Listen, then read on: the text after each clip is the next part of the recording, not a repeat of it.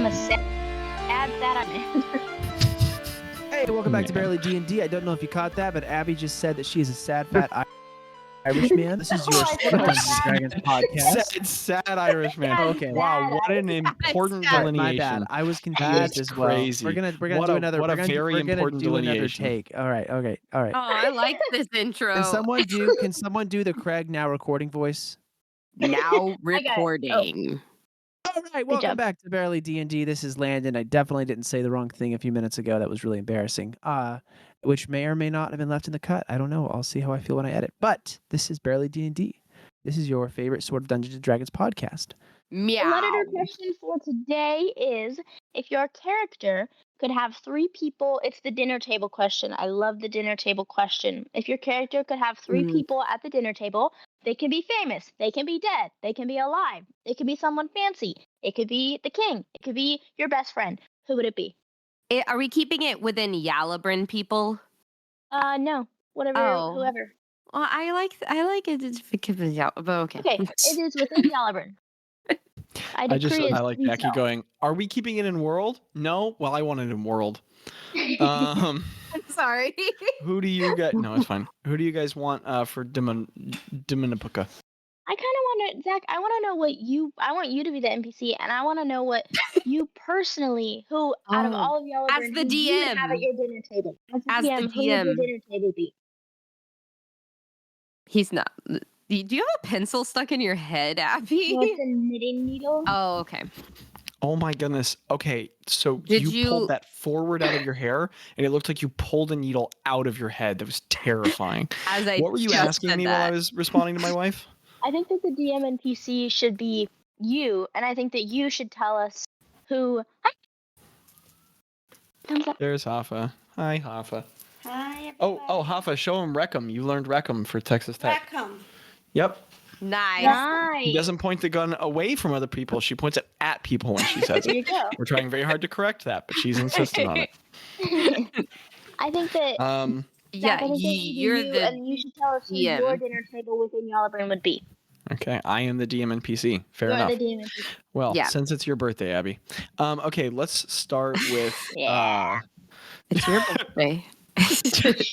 So the question is, who would your character have at their dinner table? Is that what you're saying? Yeah, you Who are can the have 3 people your character would invite to Alive the dinner or table? dead? Or Right, and cool or not. Anybody. And Literally. we're not sticking to Yalabrin. It can be anybody. No, we are. We are sticking to you. Okay. We are sticking to Yalabrin. These are the rules. Well, Them's now the I want to rules. hear your character's answer for Yalabrin and not Yalabrin, but neither here nor there. That's the next thing. I didn't make the rules. I'm just... Yeah, the next episode can be not Yalabrin. You know what? I like that. Especially because that helps us know what the next thing is. Okay, so let's start with Ro.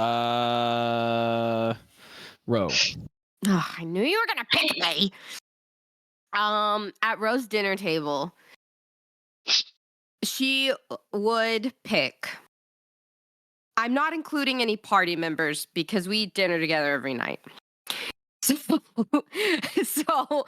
Ro would pick Ravina. Oh, okay. Because I just think that would be interesting. Okay,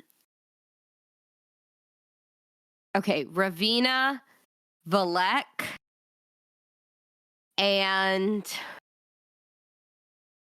Your dad? Not your dad? Okay. I was kind of thinking maybe my dad, but that's a weird... Actually, no, that would be a really cool thing. Mom, my mom's old flame, and my father. How are y'all doing this evening? Okay, but that's 3 bards. Yeah, no, actually, I really want to see this dinner table. Hold on. It's 3 bards and an instrument maker. So we're going with that.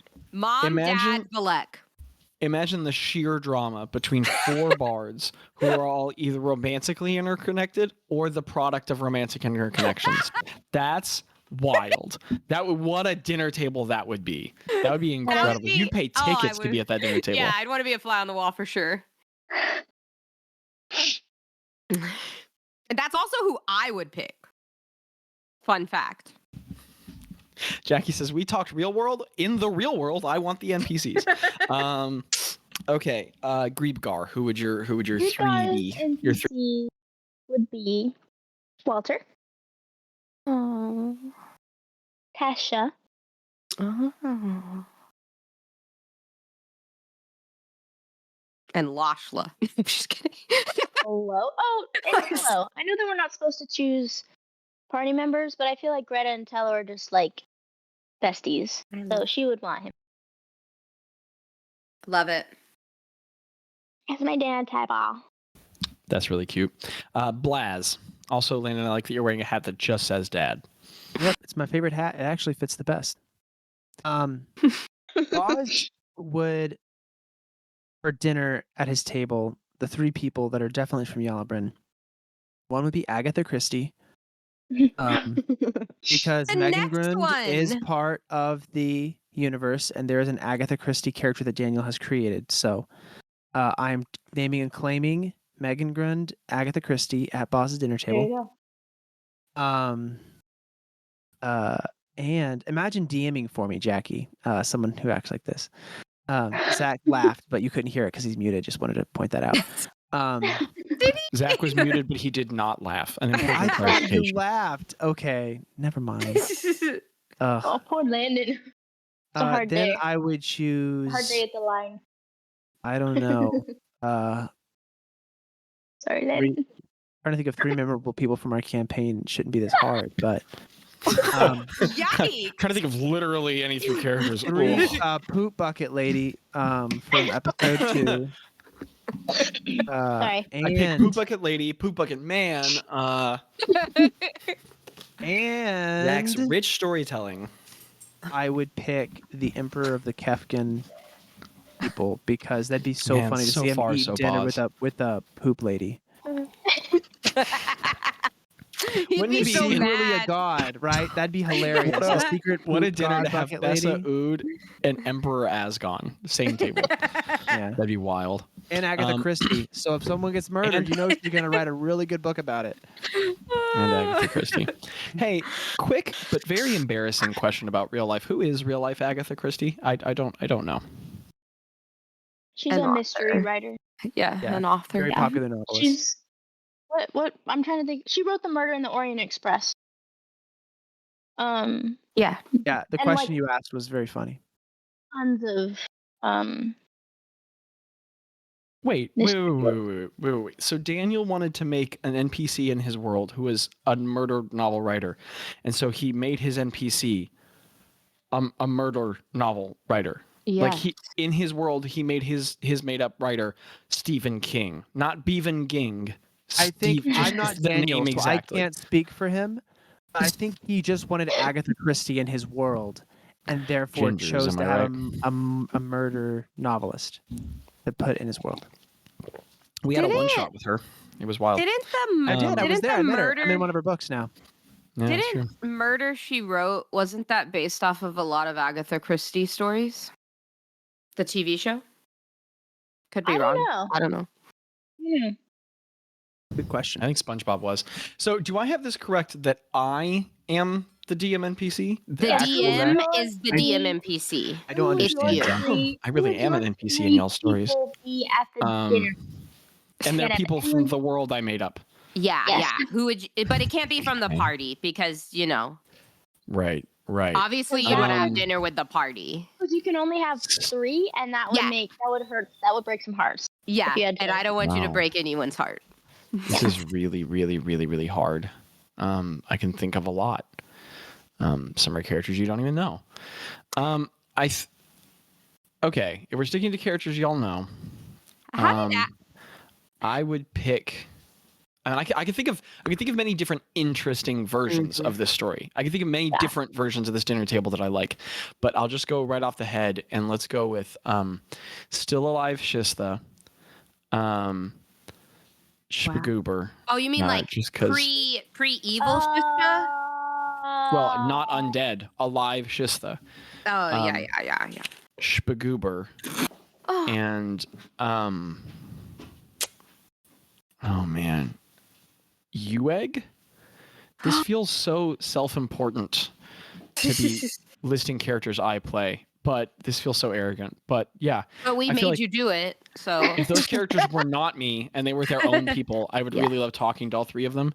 And the thoughts that those 3 individuals would exchange at a table, I think would be fascinating, which again that's cool. sounds Like I'm really tooting my own horn there, but those characters not me. I don't think it is, Zach. I don't see it. I think, yeah. I don't either. You created these characters, but you're saying like if they came to life and were their own Yeah. And they weren't me. being. Yeah. I love how you guys see them that separately from me. I like that. How did Abby not choose Nifty? I don't know. Nobody knows. It's just provocative. Well, It gets the crowd going. For the note-taking almost nerds, chose why you didn't reunite Nifty with his dead buddy. because that's its own. I mean, this is my dinner, not his. And I want to know the conversation those three would have.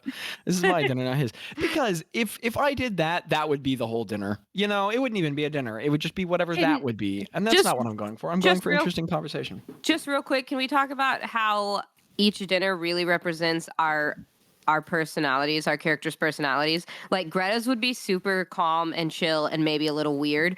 Bazz's would just be like, who knows what's gonna happen? Absolute chaos. Zach's would be like very intellectual, and mine would be incredibly dramatic, like the episode of A Bachelor. Right. That's wild. This is why I love my the dinner goodness. table question. It works for people too. Go ask your friends Maybe who their dinner table would be. This is the best letter to question we've had in a while. This is great. Everybody should have a dinner table. Everybody should have a dinner table for your favorite actors, your favorite musicians, your favorite writers, your favorite scientists. Oh my goodness, I could have a lot of conversations about that. And you can expand it to 5 to make it easier. You can have a So 5 to answer your question, Abby, for to answer your question, this is episode 126 of the Accidental Adventures for the note-taking nerds. That's me. Episode 126 for those 120. nerds who note-take. Old friends and strange faces. Strange places. Dang it. Crap. What? I pooped my own title. I don't want to talk about it. This is What episode is it? 126 of the Accidental Adventures. Old friends and strange places. Dag nabbit. Old friends or in? No. Okay, I want to acknowledge something really quickly. This has nothing to do with you guys. You all are my real adult, real life friends. But now that I'm a teacher, I spend such a high density of my time with so many very sassy teenagers that like I just have the urge to just sass back, and there's no reason for it. Forgive me. I wanted to be like, well, you're just gonna have to figure that out, and then that wasn't necessary, and I want to apologize for that. You're my real adult friends, and none of you guys asked me today, why are we even here? So it's old friends and strange places. I've had 4 students this week be like, why are we doing any of this? None of this matters. And it's like, it's okay. It's only all my time and effort. But there's grace and mercy and understanding. They're in a different perspective. Episode 126, Old Friends and Strange Places. This is a level 12 adventure. Wow. 12.31. You guys are so high level. And the date is 3488. Police Butter. Sometimes I forget what that actually means. Kalilan 21. 21. Wait, hold on.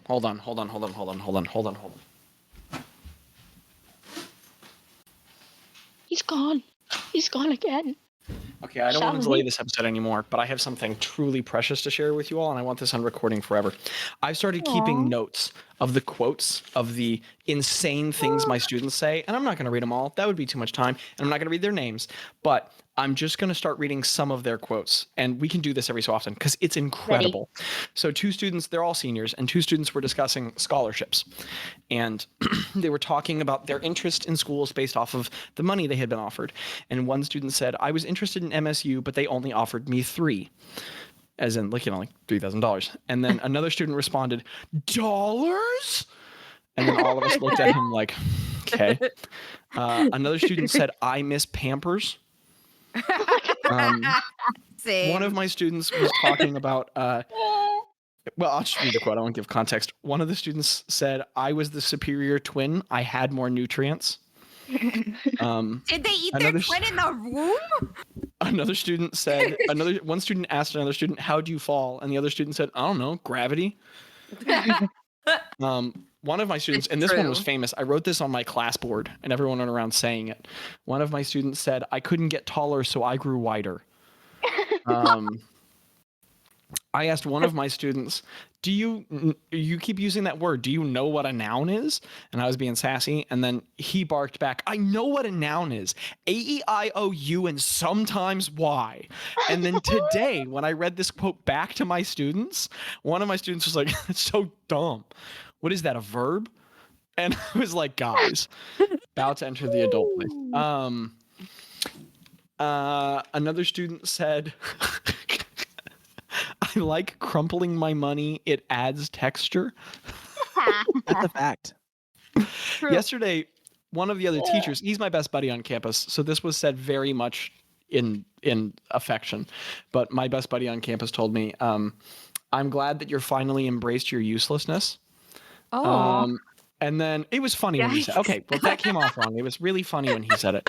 And then the best quote I've had so far the entire year is the best thing a student has said to me was we weren't talking. There was nothing going on. He just looked at me suddenly. He went, yo, Mr. Patton. And I went, uh-huh. And he said, if I was there 200 years ago, they wouldn't have taken Texas from us. No other context. He was just sitting there quietly. I laughed so hard I almost peed. It was incredible. Anywho, can you say that again, just so I can hear it again? Yeah, That's he crazy. was just like, Mr. P, Mr. Patton, whatever. They usually just call me Mr. And I was like, yeah. And he went, if I was there 200 years ago, they wouldn't have taken Texas from us. That's crazy. It's a wild thing to say. Wow. Yeah. Anywho, let's play some D&D. Yikes. So, yes, Hafa, what is it? You can cut in season, so whenever you would. Okay, I appreciate that. I think if some already is in the fridge, let me know. But I appreciate that, baby. I love you. Okay, so we return to the fungies. Yeah. They have been floating. Is that playing? Yeah. You guys hear Yes, we can hear it. Okay, cool. And remember, you can always adjust those volumes uniquely by right-clicking the Kenku bot and adjusting its volume manually on the left side of your screen.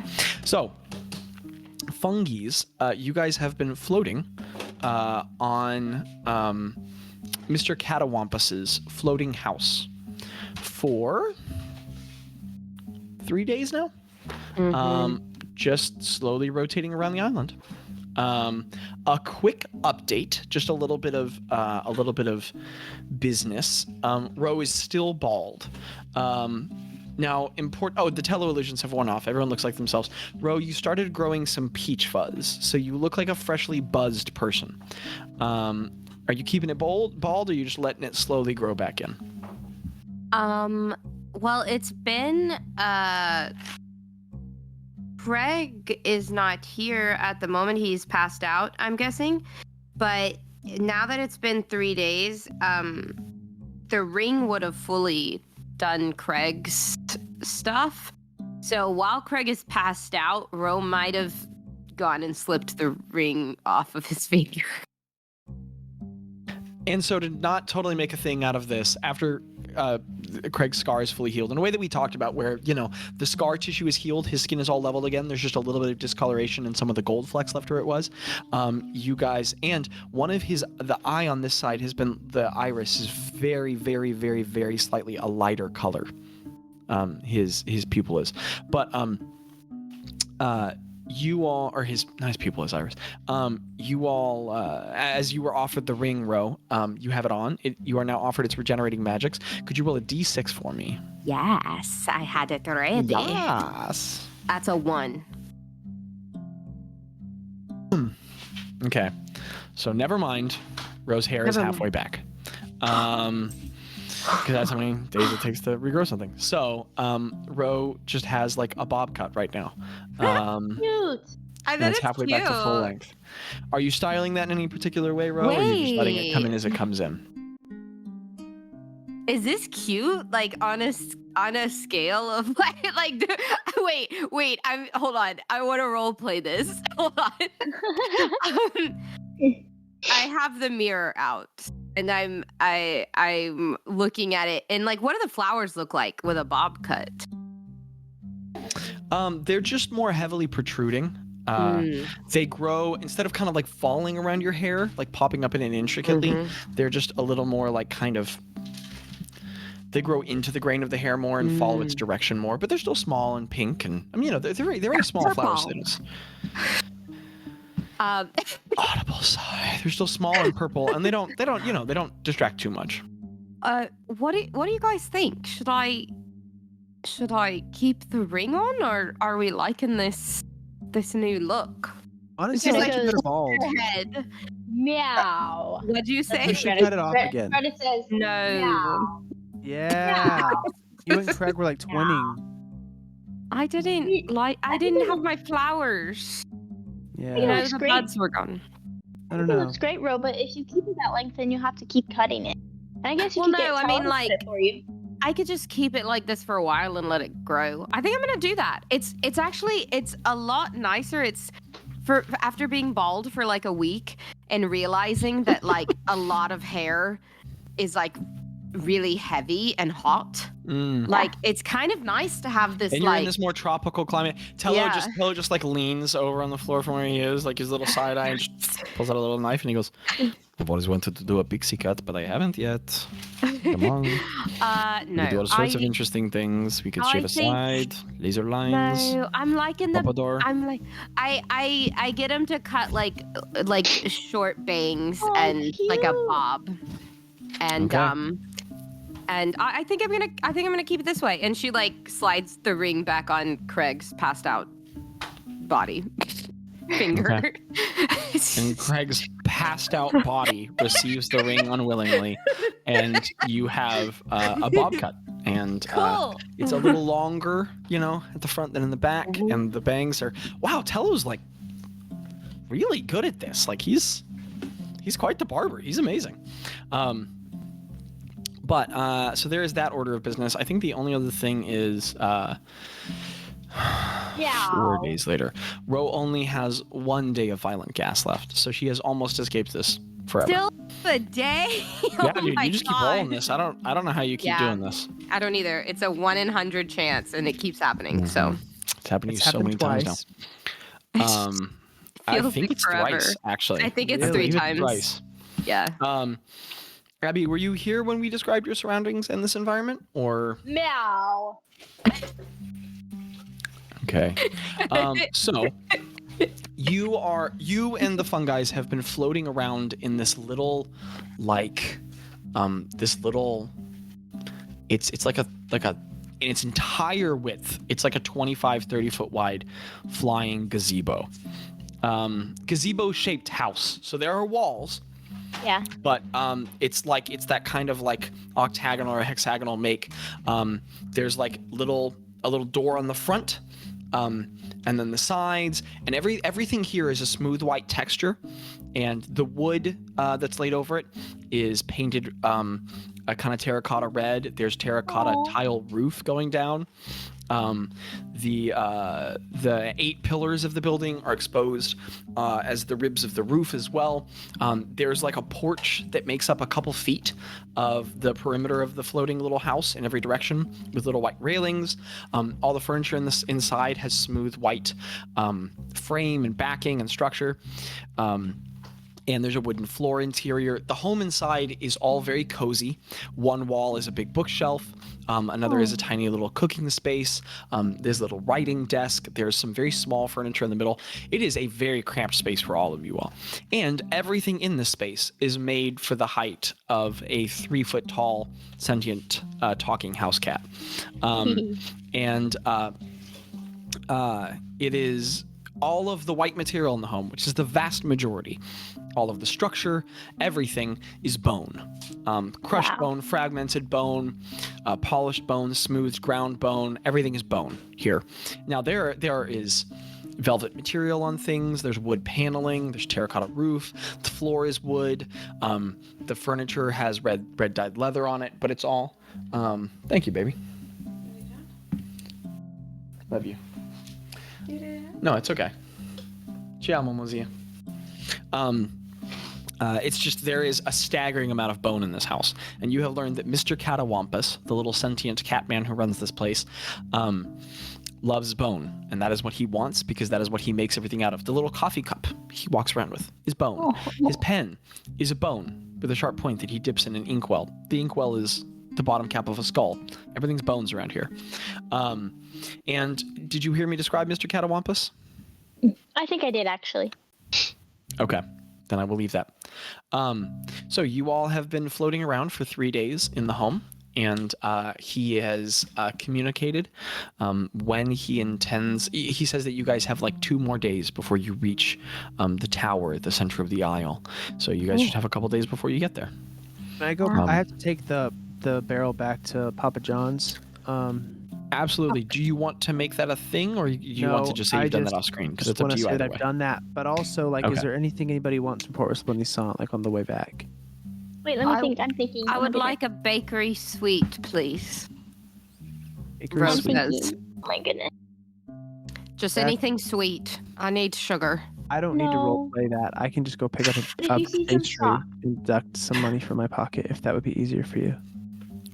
Bazz, how many do you get, and how fancy do you want it? I want them pretty nice, and I probably get like a dozen. Oh. Okay. Are you going for bread? Are you going for pastries? Are you going for cakes? Are you going for something new and inventive? What are you looking for? Going for cupcakes. Okay.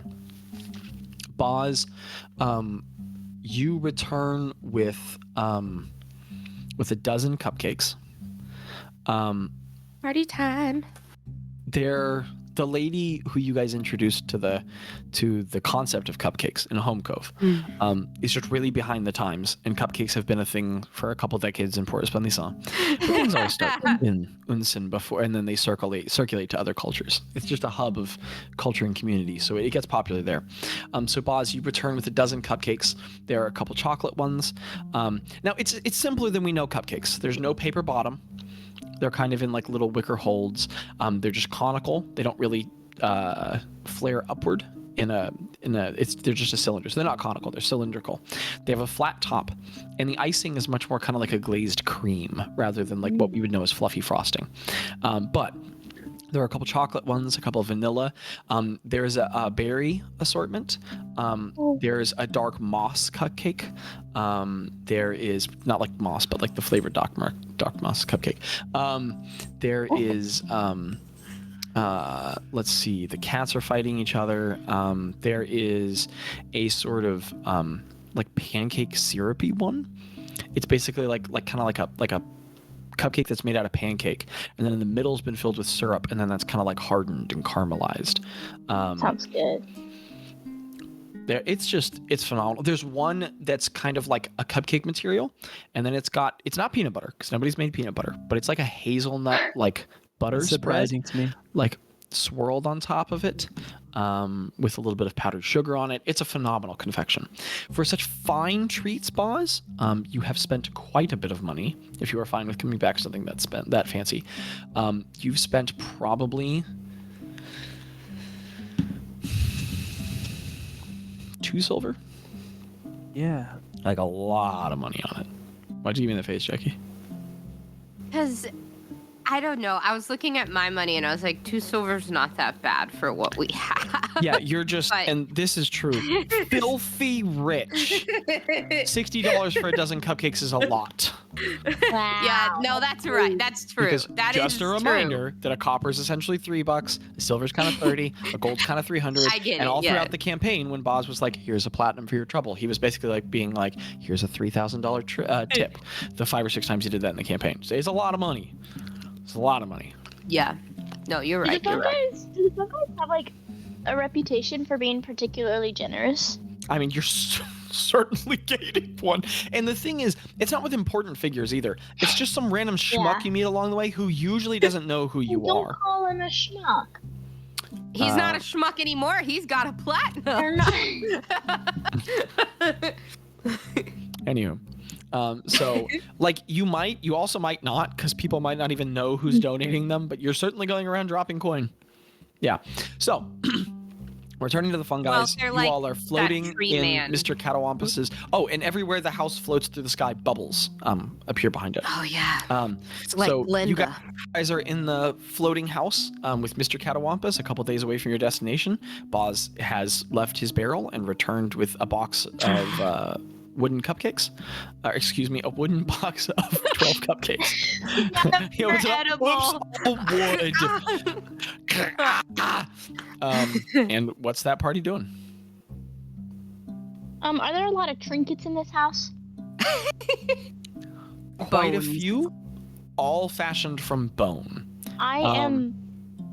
What if I? Okay, so in the Do you want me to describe any of those trinkets, or? Nope. On the first, maybe Okay. later. On the first day, Yes, ma'am. Gretta probably like tried to pick one up and like look at it.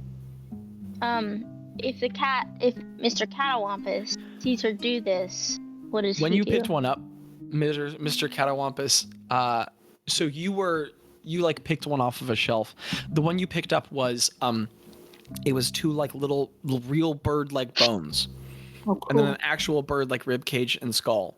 And the vast majority of bone in his house doesn't look like bone. You need to get close to it and examine it to he's just fashioned it carefully into his home. But every once in a while there are little interest pieces that are just skeletal recreations.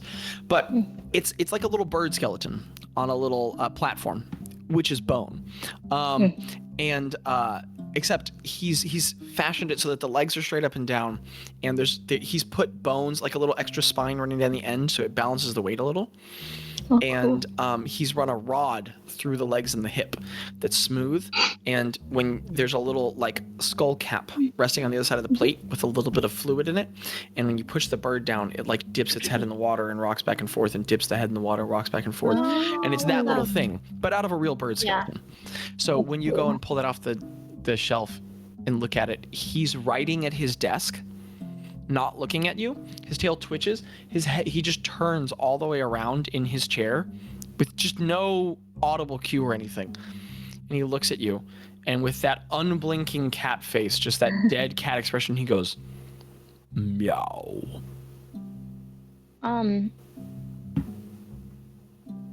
Okay. Do we know that would I know if he understands common? So far, he has seemed to understand what you are saying, and he typically responds with meow. Oh, Okay. Wait, Greta, just so you, or Abby, just so you know, there was when you were gone the last half of the last session, I couldn't understand him at all. So Zach called an audible and said that you had cast tongues on us so that we could talk to him for a little bit. Well, so tongues just on so himself, you but know, that's what I mean. So just so you know, that's because I know, Abby, you have been informed that you have the tongue spell. So but Mr. Catawampus turns I around in just his chair mean and she was says, using it. meow. Okay. I Sorry, Jack. put it back. Sassy for no reason. Okay. But I put it back, and then I look at it like this. Okay. You start like dipping it, and as it rocks back and forth, he starts looking at it. I wouldn't. And he puts his implements down, and his tail flicks back and forth. He's walking on two legs bipedally in his little red silk vest and his little black top hat, but he walks over and just stands next to you. He's only a bit shorter than you because you're so very, very short, and he just stands next to you, and his pupils are getting really big in his eyes, and his tail's just flicking back and forth as he watches it go back and forth. His ears are twitching as he watches it. Cool. So that's probably what Greta's done. Greta's is assuming that she can't touch any of the trinkets, but anytime she's just like this, she's like looking at him. Okay. Whenever it stops motion, he just turns to you and says, meow, meow, meow, meow, meow. And a little fuzzy cat paw just rests on your shoulder, and he goes, meow. And then he turns around and pads silently back to his desk before scooting a little chair up. And his arms are cat. There's no. It's a cat. It's cat paws. He has a little weird fifth little kitty bean, that's an opposable thumb, which when he lays this way, it just looks like an extra wide paw. And then when he turns it that way, it's like, oh, that cat has thumbs, and he can do it back and forth. So he pushes the chair in, and he climbs up on it awkwardly because they're little cat limbs. And then he sits in the chair and starts going back to writing. Okay. Wow. He's perfect. Love him. As Greta spends the 3 days looking at the trinkets, she asks Bazz for socks when he goes to Port Responding Song. For socks? Yeah, what socks? Socks? Do we wear She socks? is old. Has Ro not been wearing socks? I don't know. Is the socks a common thing? Are socks Has common? Ro been wearing socks? I would say so, but is that weird that she is wearing socks? Has Ro been wearing socks? Yes. Okay, cool. But has Greta not? Greta, I don't do you practice any language in this time? Ro, do you? Do you want to practice always, some yes. Celeste? Always. Yeah, Celeste. Yes. I know these players, man. I know these players. Okay. Could you all roll me in 4 days of flying? That's just slowly floating. That's quite a bit of spare time. I am enjoying the trip. Okay. What? Could I get 48 from either of you? Ooh. I mean, that's a lot of time. Yeah. You could wait, except that Greta, are you splitting this time between Insidian or is it all Celestial? Since Rose here, I'll do all Celestial. I think I'm Okay, practicing 48 Insidian it like is. at nights when I'm on top. Are we doing whoever gets the highest and taking that? Like how we've been doing? That's the way. It's the assistance of the two of Okay. you. Okay. I got 21 total. Holy actual crap! You said Wait, 48, right? I did say 48. Okay, I just Oh, realized I okay. was like, I As rolled if an opportunity for 8 48. hours a day for 4 days. Got it. Okay. If that's just all you all do, and apparently it is. So with for 20. Wait, I'm not done. She's not done. Yeah, but I have to get my this stuff. back. Yeah, but we gotta work on this arithmetic thing. It's a lot of numbers, dude. It's not that many. It is. And Okay. 25. Except you. Seriously? Oh my gosh. Wow, sigh. That's And so, insane. doing very little as they float through the sky, other than just honestly, the trinkets aren't getting that much attention. You guys are just doing Celestial for That's 4 gonna be one of days. Greta's biggest regrets. That she The didn't rest look of at- you all are She'll be getting able to tired speak. of hearing the rudiments of Celestial discussed because there's so much. So, Ethmadine, Ethmanakadine. No, I think it's it's Yeah. Like that. 25 hours of that over 4 days. So We you guys have can a add 25 hours total- on. of 68 now? Is that correct? Wow. Abs. well, I'm doing math, so Okay. yeah, that's what I have. Okay. Is Bazz Let's doing anything go. in these 4 days in particular? Bazz is doing things. Bazz is trying to learn more about the cat and what he's doing in his whole deal story. Nice. Okay. That's great. I I love just that. can't. I just no longer have the tongue's ability from earlier. So as I Greta's cashed like, on you. oh good, I have it then. I go up to the cat and what is he doing? We'll say that as you approach him now, he's like there's little stress fractures on his little tiny cat-sized couch on the legs because Craig's been sitting in it, and it's designed for. Yes, thank you, Abby, for reminding me. Please roll a d100. And it's designed for a tiny cat to sit in it, but Craig sat in it a couple times, and it's too much weight. So he is just sitting there holding up his little kitty cat paw, mending the little cat couch. And so he's just holding his, and whenever he casts magic, his pupils just dilate like a cat watching a toy, and he holds up his little paws, and all of his toe beans light up, and the little fracture points are just resealing. And that's what he's doing. Nice. 17. Okay, take a look at that, Abby. What? Oh, sorry, I didn't understand. I understand now. Okay, so I walk up to him and I'm like, so what are you gonna build with the bones?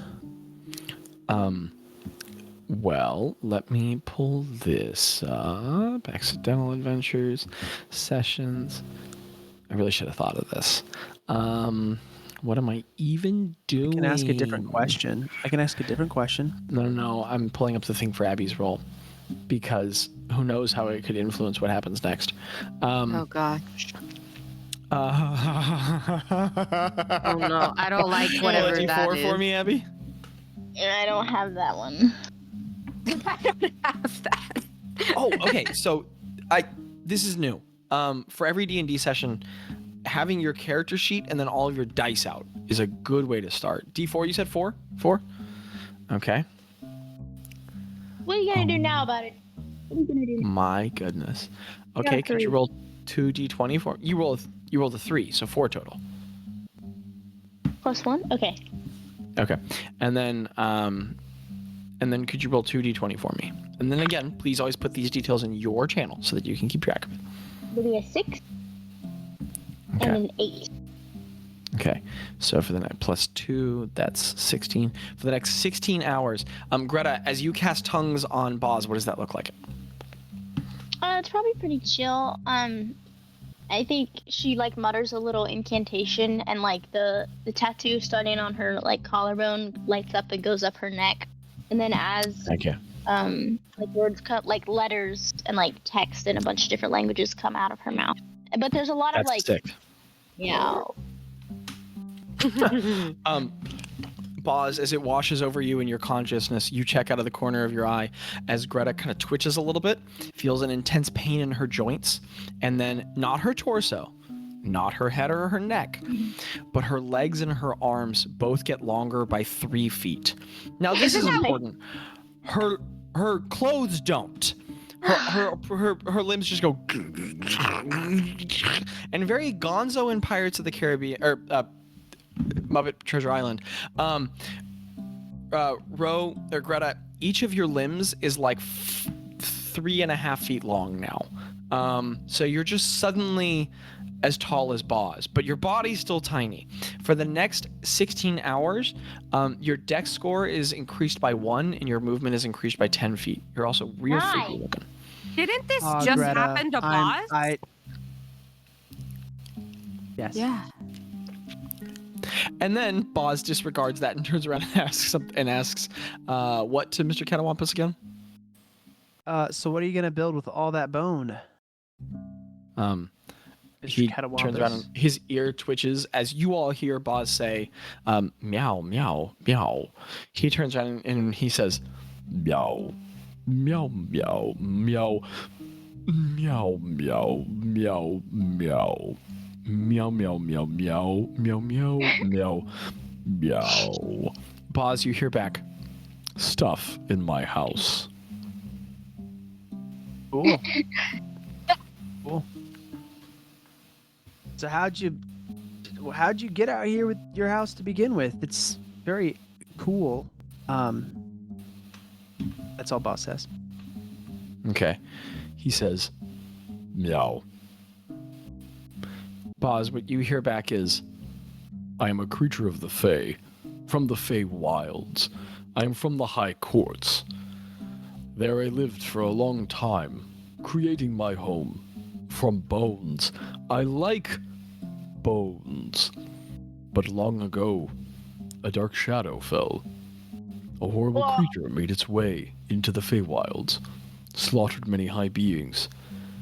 As one of the mightiest of my realm, I feared for my life, and so fled here, taking my precious bones with me.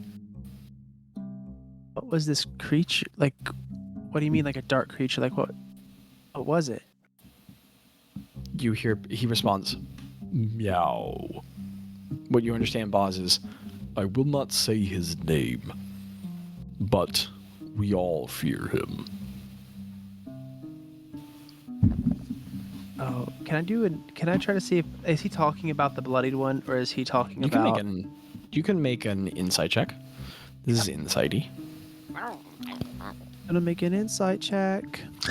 Abby, this involves a social interaction. I don't know what you want from me. I'm teasing. Sometimes they're appropriate, sometimes they're not. That was a bad roll.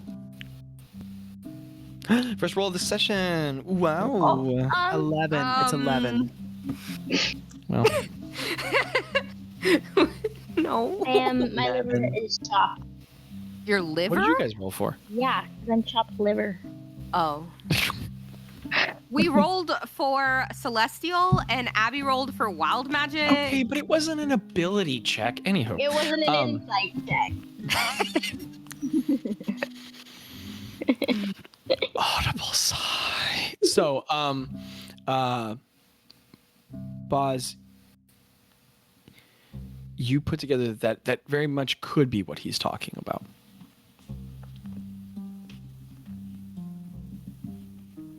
How long ago did that happen? I was in the Feywild And then I tell him how long ago I was in the Feywild for, and it Okay. seemed fine. He responds, meow. You understand him to say, the incursion was not long. It happened, well, I don't really keep track in your world. Maybe more than a century ago. Many of the High Fae ran. The Seelie court dispersed temporarily to hide from the great beast. He killed a couple of their greatest emissaries, but they escaped. They have since returned, but I fear being a prominent target there. Okay. Okay, so this is something that happened a long time ago, and is the Fae's been recovering from. You still don't feel comfortable returning back home. He responds, meow. Which you hear to mean, I am arguably the most important being in the universe, so it is important that I protect myself. I feel that. What makes... As he's having this conversation with you, he walks over to the little coffee table in front of his couch, and his little, like, bone coffee mug is on the side. And he just pushes it a little bit. And then pushes it a little more, and then pushes it off the side of the coffee table and stares at it on the ground. Cats think they're the center of the universe, and that's why he thinks that. Bazz realizes it himself. He's just staring at the coffee cup on the ground, and then he looks back at you completely blankly. Meow. Got it. When he says that just then, you understand him to say, meow. Got it. Okay. What else would Bazz do? What would also Bazz do?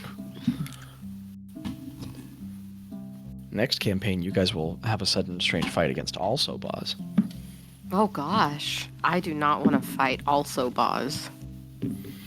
I don't think that's what Bazz said. But all right, that Bazz just politely says goodbye, ends the conversation, and then he goes and lays down. Goodbye. As you go to end the conversation, he unexpectedly responds, walks up, puts a little kitty paw in your hand, and says, meow, meow, meow, meow, meow, meow, meow, meow, meow. You understand him to say, bye. And then he goes back to mending things, and he picks the coffee cup up and puts it on something. All right. Are there like scratch marks on the couch? That's part of what he's mending every day. He like tears it up and then mends it, and tears it up and then mends it. Sometimes how I feel about my life.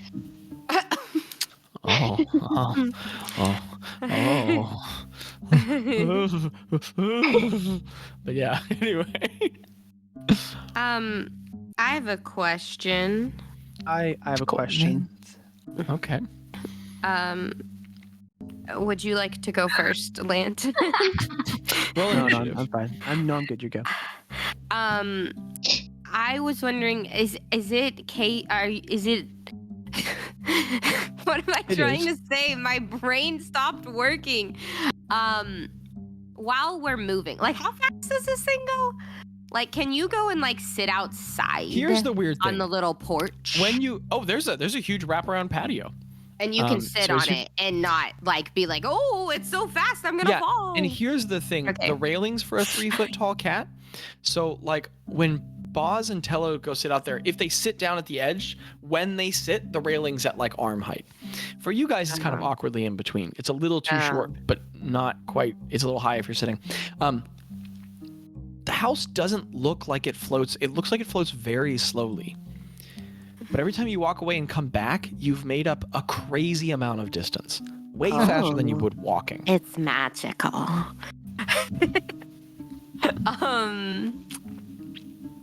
I'm gonna say on like one of the nights, maybe like the last night before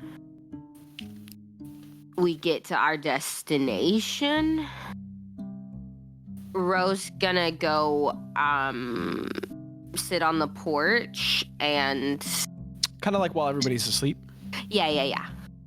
Okay. Which I guess we don't have to do watch with a cat house, but You could. You don't have to. Oh, I thought you were putting on scary music. I was like, what did I do wrong? Yeah. initiative. And You're fighting in the sky. She's Also gonna how I feel.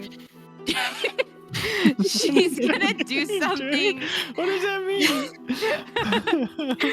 She's gonna. I'm so lost. What's happening? She's gonna do something that she does every now and then, but that we haven't really discussed, but that I have decided that she does. She's gonna cast Sending, well, could I take the Sending Stone, or do I need to cast Sending? Do you retrieve it from Craig's person? Yeah, while he's asleep. You can certainly try. Yeah, while he's Okay, asleep. make while everyone slumbers. Okay. You wake up you're awake in the night at some point. Make an investigation check for me. Oh, it's in his On Craig's mouth. person. We don't know that. It is. That's a 13. Ro, as you look through his stuff, like he did long ago. Oh, it's not in his bag. And you look over, and there's this lump in his cheek while he's going. What do you do about that lump in his cheek? Man, that's not a sentence I thought I was going to say today. I try to retrieve it without waking him up. Give me a sleight of hand check. Yeah, that's what I figured. Does anybody know Craig's perception modifier? There's not a chance that his sheet's in his channel. He has a pretty good perception, if I remember correctly. Is his sheet in his channel? From when he was level 9, yes. We're gonna assume it hasn't changed. Okay, 5. That's a 15. Well, So his passive perception is half. Hold on. So that makes it 7. I got It'd be a 17. Okay. So, Ro, describe to me what it's like as you retrieve a stone from Craig's mouth while he unawarely sleeps. Ro takes like part of her, like her cloak or whatever, and like grabs Wraps it with it around one her part. finger. Yeah, and like kind of pries it open just a little bit and just reaches in. Okay, so as Craig sleeps, you just open up his mouth and you just nab a rock out, and he goes, oh, and he bites at your hand a little bit as he sleeps. So you get your hand out, and he goes, and then he goes back to sleeping, and you have a very spitty rock in your hand. Oh God. Ew.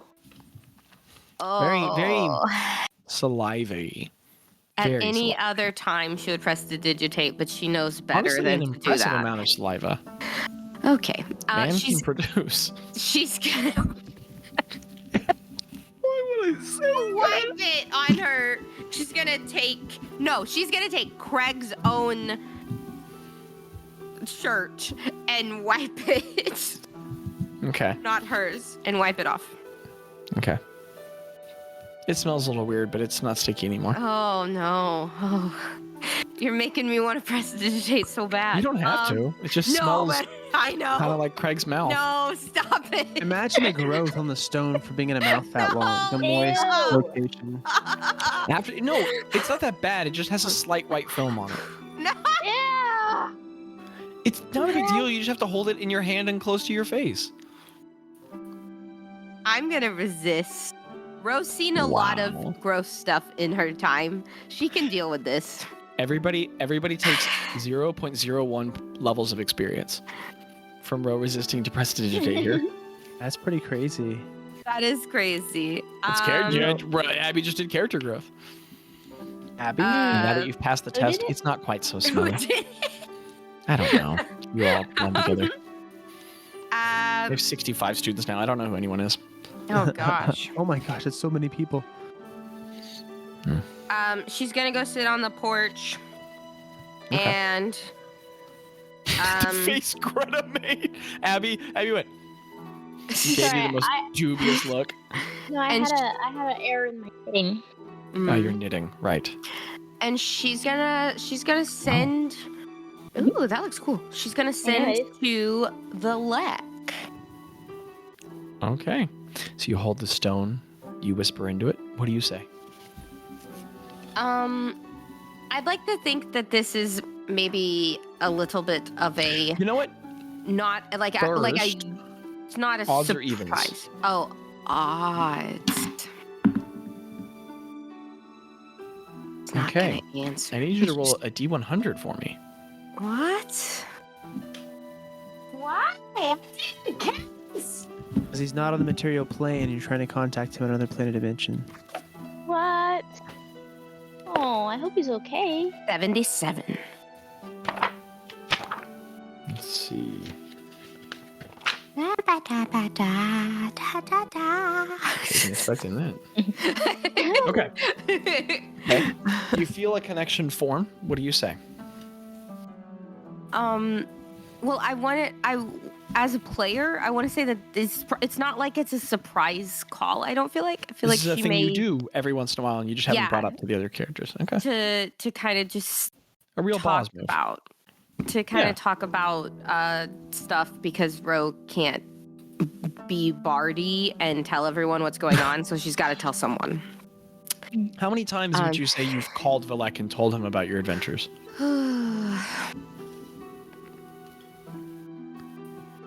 I'd say maybe ever since we left his place. I would say Ro has done it maybe 10 times. Is that too much? Okay. How long has it been since we saw him? A what? Months. Yeah, Months and months. yeah. It's like 10 or 11 times, yeah.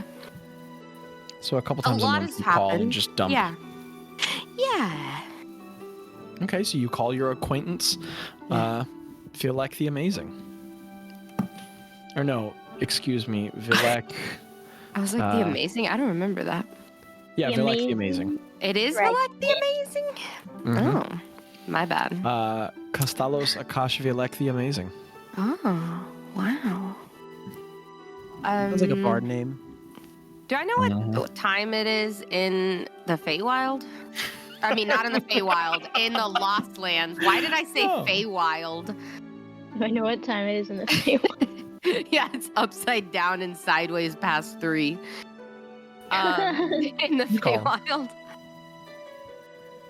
It's like it's in the middle of the night. It's in the night. Okay. I say, hey there, Vilek. It's Ro. Are you available to talk at the moment? There's a brief pause, and you hear him. Roina? No, Roy. Hello, I never heard his voice. Roina. It's been a long time. Roina. You never heard his voice. It's been quite some time. I have not heard from you. Is there news? What is interesting and new? Yeah, we're currently in the Lost Lands. And So that is a good time. yeah, it's been interesting having to remember not to cast when I don't need to. I forgot about that. Yes, Yeah. that music turned into the funniest things. Yeah, currently our cleric is has limbs 3 feet long. Oh, footing. Yeah, I was just wanting to check in. It's been a minute, but things have been interesting. We have currently we're flying to a tower with a wonderful catman, and also I met Men? yeah, he's like a cat but a man, but not like a tabaxi. Like he's just a cat. I think he's from the Not the Feywild. men. Yeah. Like, he doesn't talk The Lost anything Lands but a are meows. strange. They are. But it's been good. It's been good. We're close to maybe finding some new information we needed at a tower It is great. here. Good for you all. Yeah. And Tower. yeah, Which it's- tower? DM, help me out here. You know that the bewildering keep is called Bewildering Keep. Kurtanantalamulat Bedrindid. Yeah. Kurtanantalamulat Bedrindid. I relay that. Kurtanantalamulat Bedrindid. Do it. Kurptalamdid off bedrindid. Oh, you're talking about Lieutenant Alamilas Madrindid, yes. Yes. No, I've never been. I've heard of it, but I've never been to it. Yeah, we haven't either, but Wow, good luck. thanks. I also kind of met my father. That was weird. But Wow. good. That's a big deal. Yeah. How was that? The plot thickens. You met your father. Yeah. No, it was good. He apparently he makes some really incredible instruments. If you ever need someone to make you a new one, I have a new one. Let It's him called know we had a mutual friend. yeah. I have a new one. It's called Song Splitter, and I can throw it. It's pretty. What a dramatic name. DM, is it possible to like play it over sending just so he can hear it a little bit? Is that allowed? Probs, nah, that's not quite Okay. how the spell works. Okay, I didn't think so, but What time is it in the Feywild?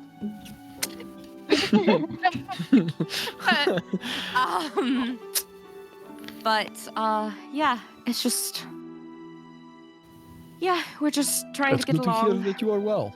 It's good. Thank you. You know, I'm still waiting on that visit, and I threatened to Yeah. come and hunt you down and kill you if you didn't come, so... Well, It's I really can. taking a long time for my house guests to return. That's true. Yeah. I mean, if you repair that, I would obviously reimburse you. If you wanted to get that teleportation circle, fixed I up, do have I fabulous could. riches I'm not using. I do remember the exact layout of it. I could get us back Really? there. Yeah. Okay. I might like to have you all over for a visit. I think the rest would like that. Yeah. Perhaps that could become an arrangement. Give me a bit of time. I'm away from home right now, but Okay. I could speak about having that done. It's complicated to Okay. make changes to an incredibly secret layer, but Yeah. very amazing. Obviously. So I could probably have it done. Yeah. That'd be good. Yeah, things are just, going along. How was it Yeah. meeting your father? It was interesting. He was not at all what I expected. But What were you expecting? I don't know. Just he was very chill and caring and didn't know I existed. But he was a very warm, lovely person, and I don't know. I'm glad to hear that. Yeah. Found family is lovely, but your formed family is good too. Yeah, it was nice to get a glimpse of where I came from. But, yeah. You know, Rob, I liked you all when I first met you all, but I'm really starting to like you all. I like our little chats. I do too. Well, thanks for them. I like to... I've actually been thinking. Your mother and I had a very brief relationship, not to make it weird, but not to get all your mom on you, but Yeah. and I've been thinking about how, I mean, we're not related, we're just friends, but you lost, I've lost. I still like my retirement, and I think I'm going to stay course. retired, but Yeah, of course. that doesn't mean that I need to be inactive with what goes on in the world. What do you mean? Do me a favor and scoot just a little bit to your left. What? And then, like, next to you, there's just this of like green, like kind of brashish mist just with sparkles, and he is just sitting there with his arms lounged over the railing of the edge of the house. I've not done that in quite some time. Hello, Ragnar. Hi. And You're he just leans here. over and gives you a big side hug. And then she hugs him back. Oh, yeah, It's sorry. just us. No one else has to know. What are you doing here? Visiting a friend. Do I need a reason? No, of course not. You know, I'm kind of an amazing friend like that. Yeah, obviously. Welcome to Mr. Catawampus's porch. Oh, that's weird. He looks back over his shoulder at the house. Yeah, it's all Oh, bone. he's really a cat. Yeah, He and it's sleeps all curled bone. up like that? Yeah, and it everything bone, bone, I love bone, and that. more Okay. bone. Fascinating. Yeah, it's been a fun time. I bet. Well, with what can I be helpful? Wow, you're here. That's weird. I'm. Fun things often are. Yeah. I don't know. You know, just I wish. We've been had a lot of risky situations lately, and I just sometimes I just feel like I wish I could help. I don't know, protect my found family, as you say, a little better. But we're getting there, you know, and it's good to have allies, even if they are in retirement. But yeah, it's. Come with me. And he stands up and just holds his hand out to you. She kind of looks off the edge, and she's like, "Okay." Grab an instrument. A bard should always be with her instrument. She goes and gets Song Splitter, Okay. which I feel like maybe she had it out there with her. That is Yeah, gorgeous. and she shows it He to takes a him. look at it for a second. And then as you strap it back over your shoulder, if you take his hand, he doesn't fully transform. His dragon wings grow out of his back. And he like lifts you up by your arm and just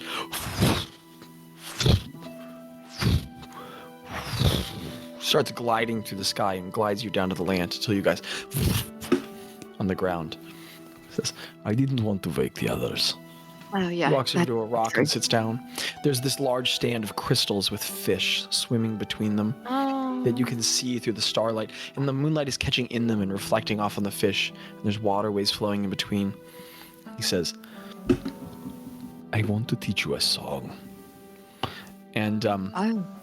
he just hums a note with a really low tone. And with misting smoke, F sharp, his cello, his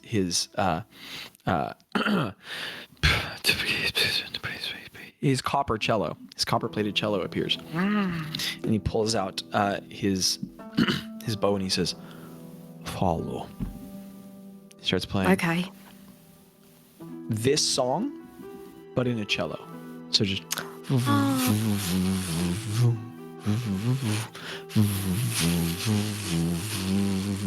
and he's just playing this song, but through those notes. Yeah. And he just That's gives you a wry cool. smile and pauses and lets you take a few cracks at it. Would you give Okay. me a performance check? Yeah.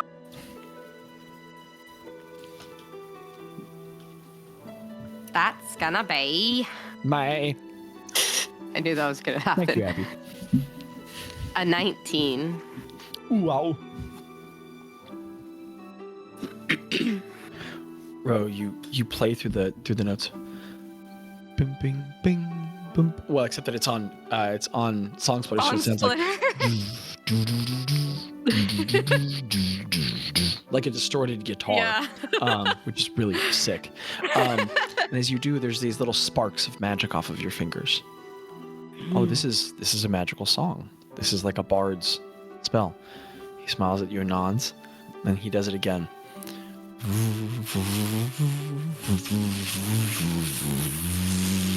And now he starts making it a little more complicated. He starts like putting vibrato is what a note is back and forth in the notes, and he starts moving back up and down the scale, adding creative elements, and he wants you to follow along with him. I do. Give me another performance check. Persona check. Persona. Persona check. Okay, that's gonna be 24. The DC increased. You needed that. Ro, what does it look and sound like as you follow along? Well, it sounds like this, right? Yeah, but from a registered guitar. Yeah.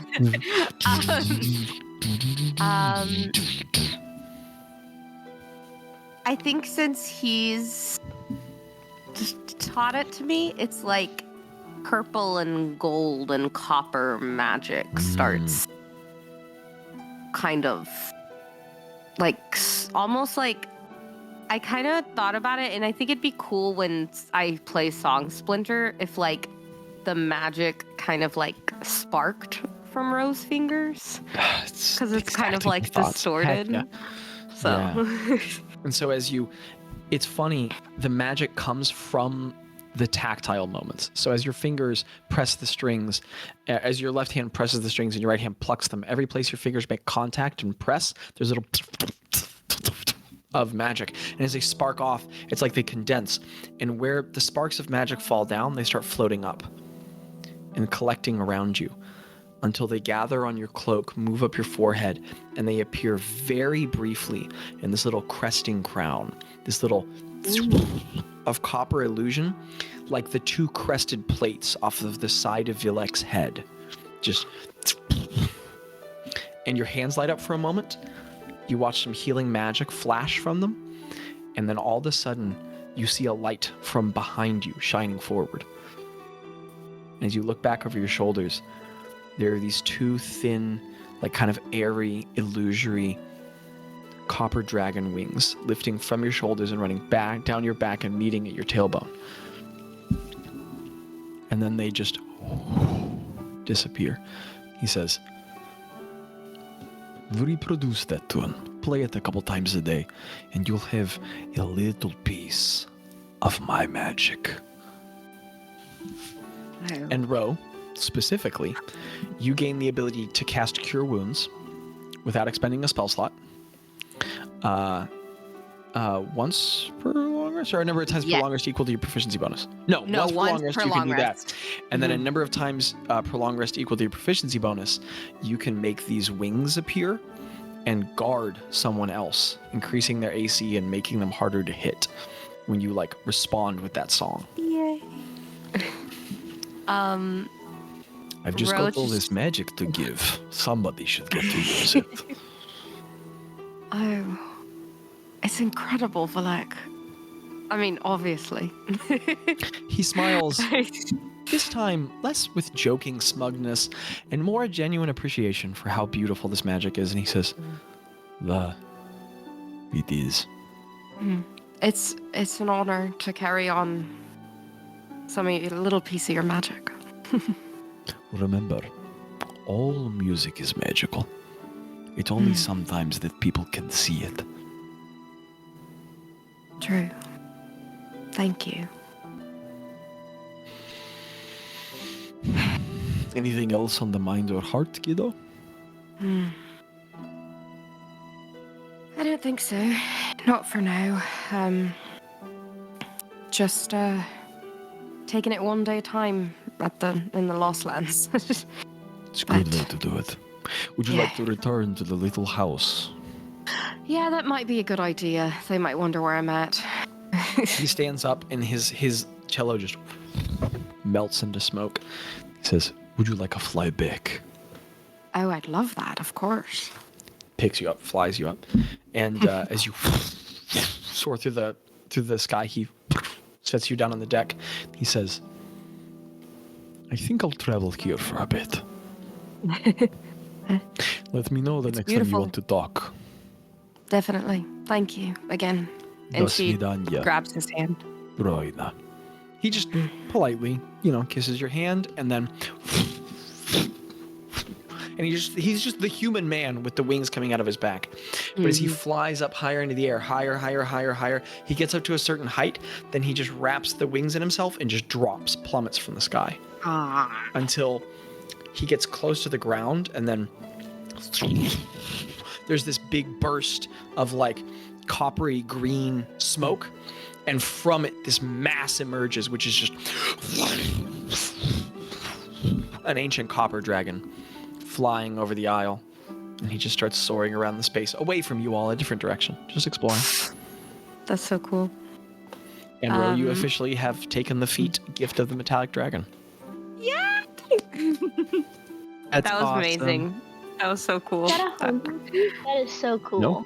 No, It's from Fizbin. Fizbin, which is That's awesome. it's very thematic, but I think it's my favorite of all of the Wizards of the Coast expansions. I That love is so Fizbin so cool. much. Mm-hmm. Yeah. Cool. I think Ro just sits there the rest of just not the rest of the night, but just probably for another 30 minutes or an hour, and just kind of playing her lute, not magically, just playing it, and just kind of she's just kind of content in this moment. She has her family and she has her friends, and it's really it's like a peaceful calm before a possible storm. Ro, your mind is pricked by the strangest of memories, and you recall that there was this very incorrect rumor going around Unsen for a little bit that you could turn yourself into a dragon. Now it's just a little true. From when you were in the House of Pain, you heard about it, and you're like, oh, now just a little I can. That's cool. I love it.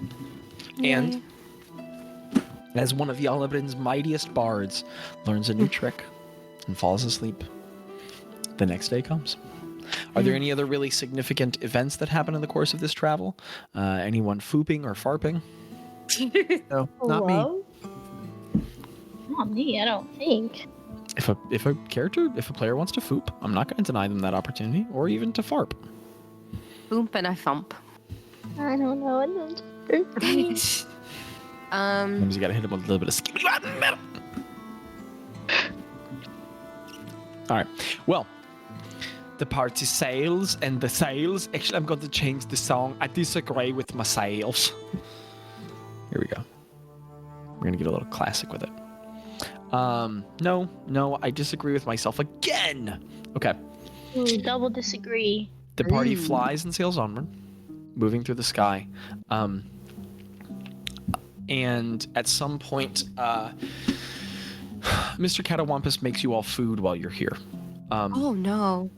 It's all no. It's all in little bone bowls, and he keeps serving you kibble. Now here's the thing: he magically summons the kibble, and it is edible. It doesn't smell like cat food, but it smells very fishy. And it's fish. Greta's into it. This is like a party for her. He also doesn't Like, give wow, you this is- utensils. He just brings you your bowl, magically summons the little fish kibble, puts it down on the ground, gets on all fours, and just starts eating it like a cat. Greta does the same. Colton, if you're listening, this is what we need the art of, man. This is what we need the art of. Hey, she's respecting his culture. I am. Well, and like, That's going on the quote sheet. it smells like fish. Okay, she's into it. She likes the fish. Okay. And it's so portable. Imagine if Greta could just have bags of this. It'd be like it's like a granola bar but made out of fish. It's fish granola. Okay, this is Greta's. This is what she's been waiting for. I don't know what this says about Fish us. granola. That we've had fish soda and fish granola on this podcast, but it has to be bad things. There's Ro, something could you give wrong me a with- Constitution saving throw? What? Forgot about the fish Bro soda. hates it. Is the last little bit works its way out of your system? 14. Okay. You don't startle anyone as the last little bit just kind of. Ew. And you feel the last of the magical farts leave your intestines as they calm down a little. Oh, thank God. Thank the gods. And as Rose says that, everybody else, it's bad against, it's bad around Ro right now. No, guys, it's okay. I think that's the last of it for now. But, unless it happens again with the magic and stuff, but... Oh, good. No, go ahead. No, you I go. don't know what I was gonna say. I You do don't know Do what it. I was gonna say. Do it. Execute Do it. order. I don't know. Yeah. Okay. Well, as you all finish breakfast, at some point, Mr. Catawampus puts down his little top hat. His magic cane appears, and he walks into the living room. Well, it's the only room. He stands very officiously in the middle of you all, interrupting whatever you're doing, and he says, "Meow, meow, meow, meow." Do any of us know what are any of us? You hear that? Well, do any of you all have meow as a language on your sheet? Oh man, we should have been learning meow, Abby. We could have asked if he's a meow I book. know. He could have. Dang it. He has Did a lot he of have books. any books on the shelves? Ton. But that didn't come up. So he has walked in the middle of the room and said meow, meow, meow, meow. Yeah. Did you say, remind me, does speak with animals work with him? I feel like you said it does. I don't remember, so you could certainly try. I thought you said it did, Zach. Because I thought have I a note cast that that says on my that? stuff. I believe it if you have a note. Let me Jack, see. you're from LA. You should know you should always get it in writing. What? I said you're What? from LA. You're in show I- business. You always have to get it in writing. Are you in the get it. industry? I don't get it. Industry. Why not get it? Because I've never been in the showbiz. Oh, you must not be in the You're in the industry. showbiz. Isn't it classic? Like I'm always get it in writing. That's Yeah, what the No, you're oily right. bad guy in the '90s movie says when he screws Yeah, over you're the right. endearing protagonist. Oily. No, you're The right. oily bad guy. They always look a Sometimes little how I oily. feel. I don't have it. Let me see. Happy. Oh man, dude. I do not have it in writing, but Well, why I'm don't you give it 95% sure that How'd you I even- said Zach, you're looking a little oily. You are looking a little oily. odds. No, Oh my I will go back and listen to the episode after this Okay. Odds or evens? and figure it out. Odds, 17. please, sir. You remember that it works. Okay. Do You cast it? No. Yeah. I just Go ahead and roll cast. me a D100. It's If a the racial wording- ability. It's not a spell. If the wording is at You're will. right. Well, it's the racial ability to cast, Mm, right? It'd be funny if you had to roll though. It's racial ability to cast a spell. So roll me a D Okay. on hundo. okay. Made this table for a reason. It's gonna be Landon. That is a 53. I don't remember what that does. You do remember what that does? Do I fart again? I swear to God. Bro, what does it look like as you cast Speak with Animals?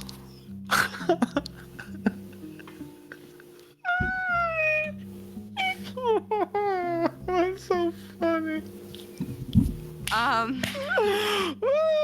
so Just I as love like D&D. purple spills from my ears and gold spills from my mouth. Oh, that's so cool.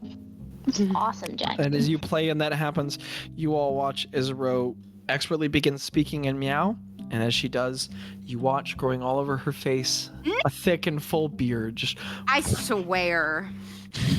the beard's back, baby. It's crazy how much This of the world- same stuff you've gotten. The world it's is actually really very trying to play with my hair, and I don't is, like it. man. Okay. And I feel it, and I go, oh no. Hello, we're gonna need to do some Hello, just- work later. He pulls out his knife and he goes, "Now hear me. It could really work with your new look." No. But Ro, as you gain meow over yourself, what do you say to Mr. Catawampus? And I would first like you to say it meow if you could. I say to him, meow, meow, meow. Good. And that is, could you repeat that? Okay. He takes one of those really, really slow blinks that cats go. He goes like, Mhm. and then he goes, meow, meow, meow, meow. You hear him say, "We are reaching your destination." Oh. Okay. I relay that information. Is that an ice cream sandwich, Abby? That looks good. Oh man, I want that so bad, Grabs. That looks good. From Trader Joe's. Little gremlin dance there. Okay. Cool. Anything else you need from us before we part ways? She says, and it sounds like. Oh, I have a question. Do you have a way to access the Feywild from your house? Do you relay that, bro? Yeah. Can he not understand it, or Oh wait, that's right. He understands you guys when you speak common. He understands. He just responds. So he responds to you first, bro, and he says, "Meow, meow, meow, meow," which you hear back as, "Well, I don't need anything else unless you have more bones." I wish we did. I'm so sorry. But thank you so much for your He holds hospitality. up a little fuzzy paw. Meow. Then he turns to Bazz and he says, "Meow, meow, meow, meow," and bro, you understand it as, "Of course I do. It's in my hat." Balls, it's in Amazing. his hat. That's super cool. All right, that's all I was curious about.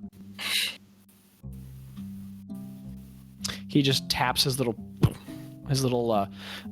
cane on the house, and it begins to tilt downward. And as it does, you all walk onto the deck for the first time that day, and you see that. It's been a lot of soaring, and things have changed quite a bit. But you had not noticed that the landscape around you had changed pretty significantly. You're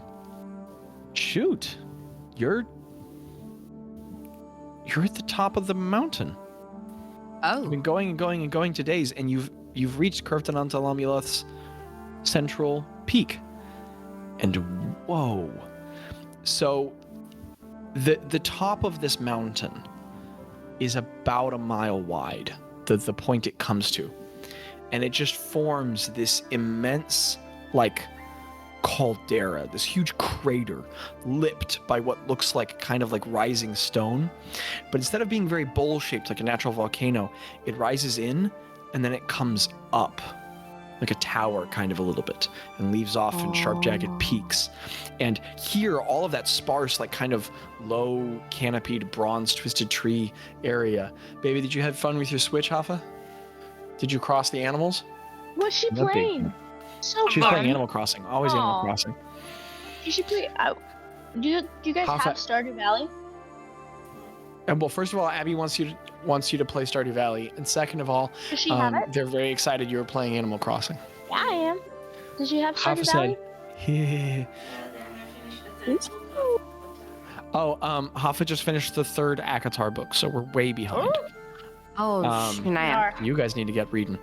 But those sparse trees grow very dense here, and you all see huge growths of that clear crystal, like swaths of it, in massive patches growing up the side of this strange mountain caldera. Yes.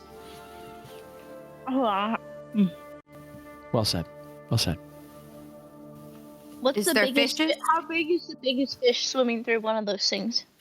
It's far away. It's very far away. You all are seeing this from a distance, but you could see dark masses, huge dark masses swimming in it. Like bigger than me? I mean, if you can see it at all from this distance, must be much bigger than you. Wow. Okay. Some of the crystal growths out there look like they're bigger than buildings. Wow. And Mr. Catawampus' little house is just Fish city.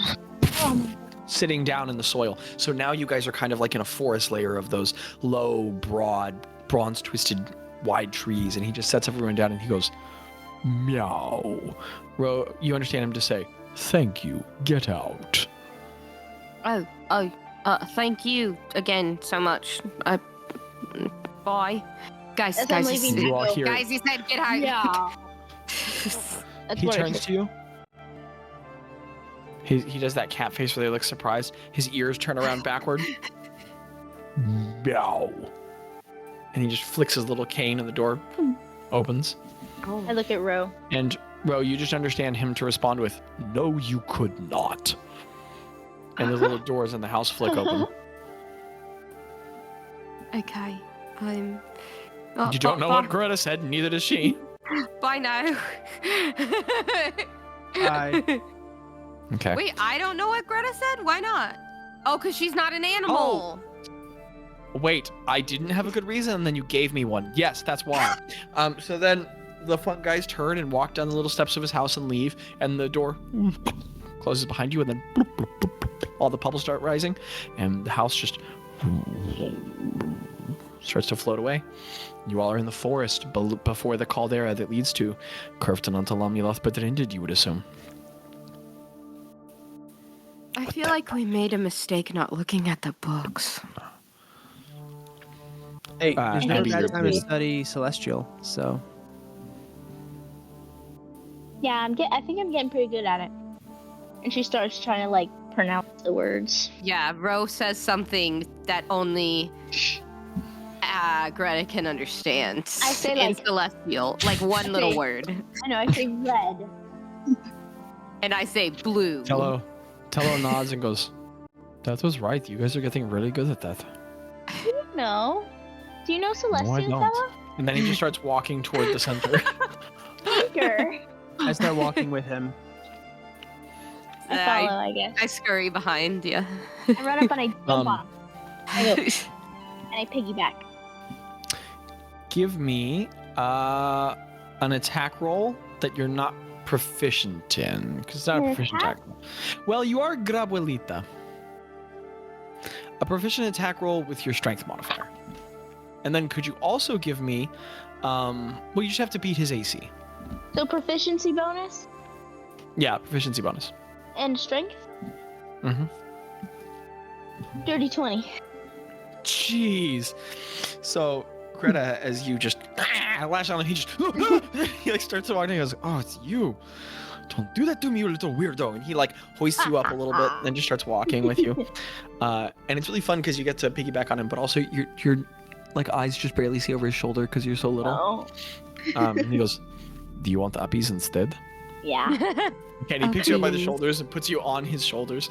He has to squat down a little bit every once in a while as he walks, so you don't hit your head on a branch, but he does. Oh. And you guys are just hiking up the side of the mountain space. He Nice. goes, "Man, I'm really building some quads here." And the party forges onward. The light kind of sifts in between the gaps of the dense trees. And yes, Are we near the crystals?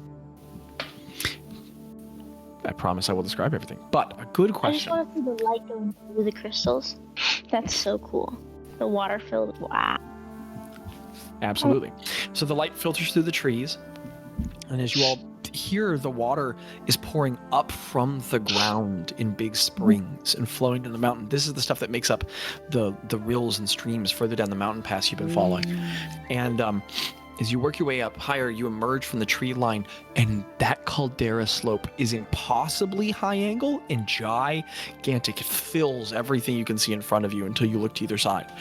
And as you go closer to it, it's all this dark blue-gray stone. And you can see the crystal growths.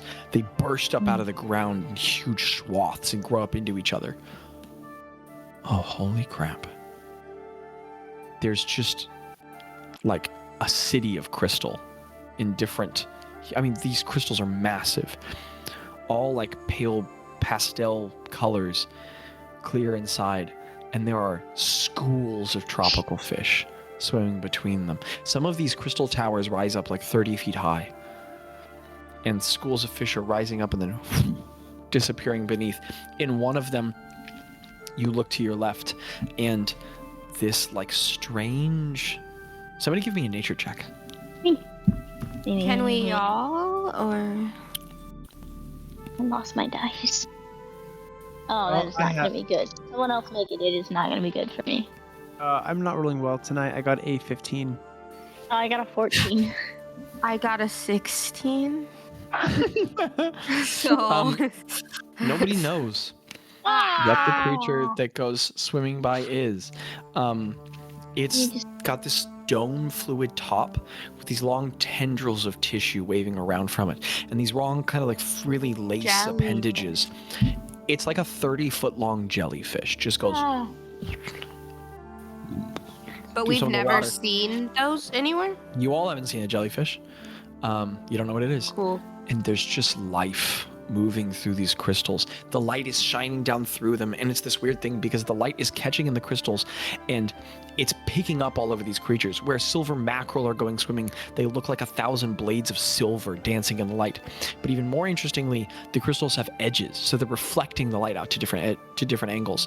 So some of these crystal waterways are filled with rainbows inside, refracting, and the fish are flowing through them. You all make your way further up the mountain a little bit, and for just a moment, this giant, Mike is here, this giant flexible red bendy appendage just reaches up from beneath the stonework, grabs onto the side of the crystal with like suction cups and just On the inside of the crystal, right? yeah, and then pulls down and disappears beneath the mountain. It's so cool. It's like a giant aquarium. I have a question on the crystals. Are there any crystals that are like around our height? They're every height. Short, big, Like, small, weird. At the top, like at the ones that we can see that are around our height, are there like The tops it are solid. open? There's no no like they opening are fully at the top. encased. Everywhere they're fully encased. But can you tell when you look at the bottom, did they go under like look like they further go than below we ground. can see? I mean, the creatures Oh. keep disappearing beneath Yeah. the basic. Okay. Oh, wild. That's Hi, so Michael. cool. Oh, hi. Does the party continue to trek upward? Yeah. Yes. What time is it? In the Feywild. Just kidding. Time to do the free world. It's 12:46.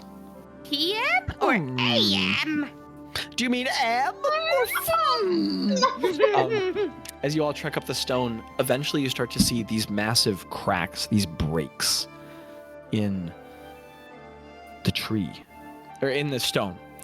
And you see these huge fissures in the caldera side that lead into dark passages through which you could walk.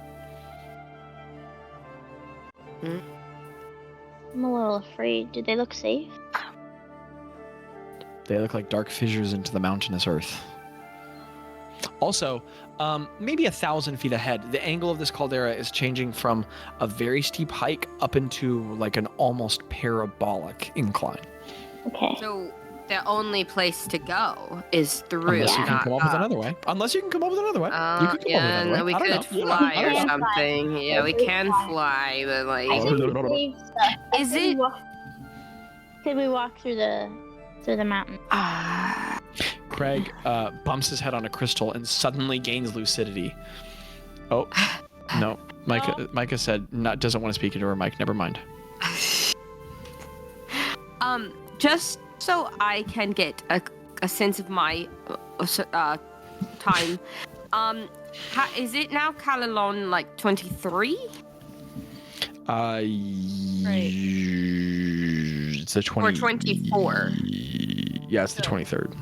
Okay. It's the 24th today. To January.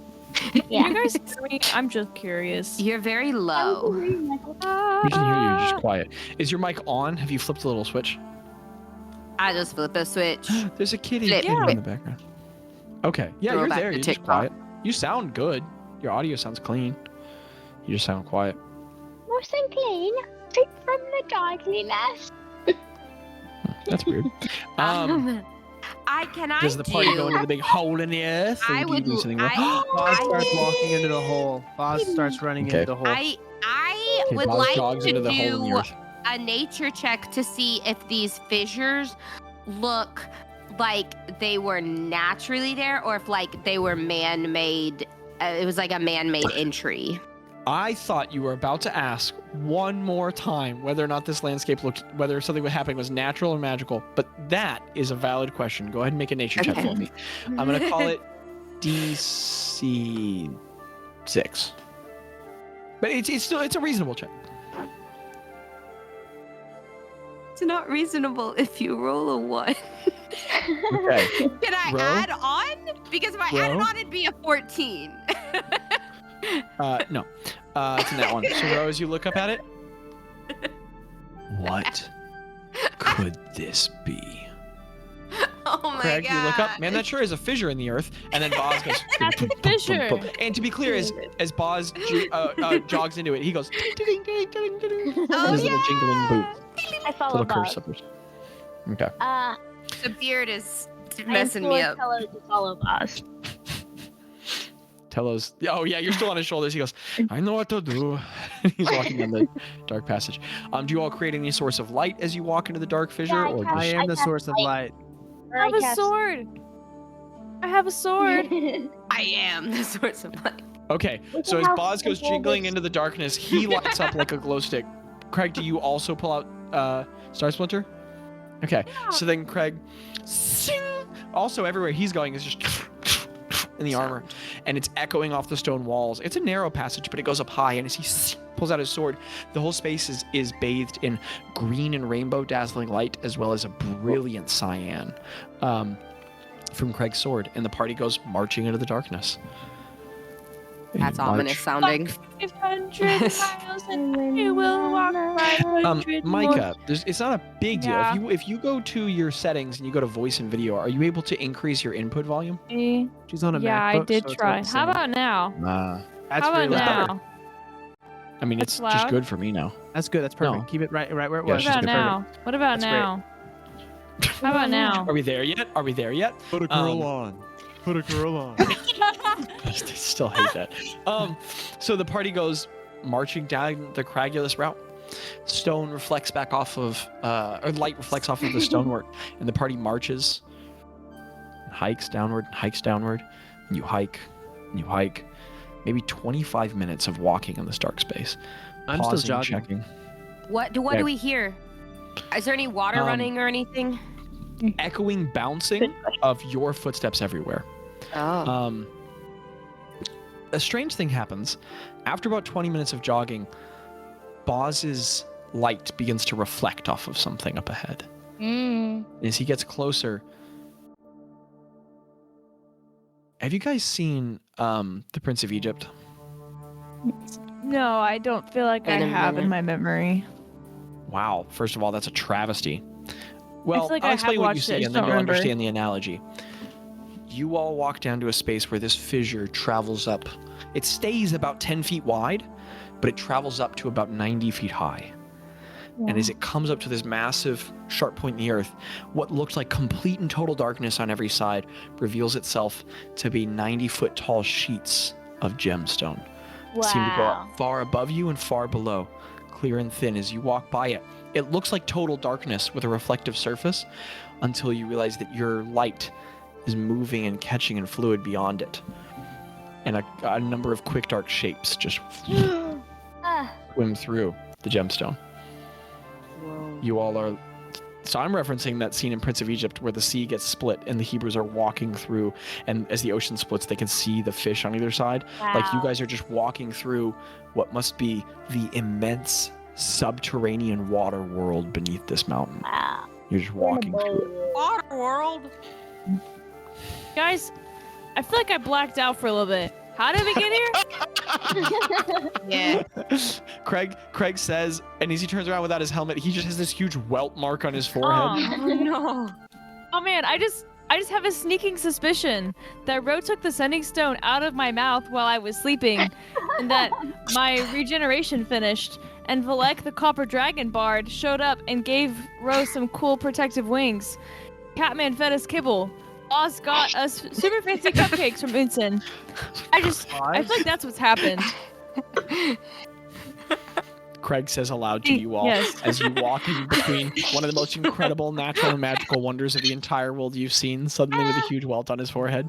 Did he Man, I hit love his this head podcast, and we're just harder not this the same time? without you, Micah. The face Thank Abby made you, just then. thank you, Jackie, for sending that in the chat. As you all walk further through these massive towering gemstone sheets with the water on every side, where you all are walking with the light. You're the only source of light down here, and you watch many fish start to be attracted, like looking. Huge schools of fish begin swimming near the gemstone, like coming up and looking at it. And Sorry, Micah just sent in the chat. We met a real life furry. Whoa. This is a great moment. You keep describing it, Zach. It's okay. That's okay. This is what Barely D&D is about. This is the accidental adventures. The fish are like coming and leaving the sources of light, which are also reflecting off of Craig's armor, and you're being investigated by many things, and it's just this ethereal, incredible, strange experience. And then, after maybe another 5 minutes of walking, all of the fish swim away back into the darkness.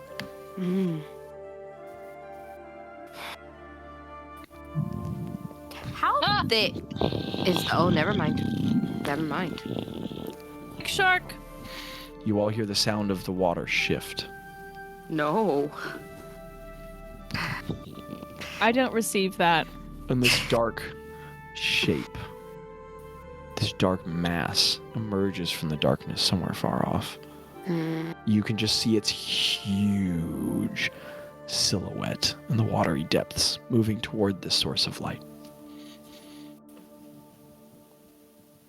How thick is like the crystal, like the glass between us? Tell. Like, can you tell? Really hard to tell. Really hard to tell. Jeez.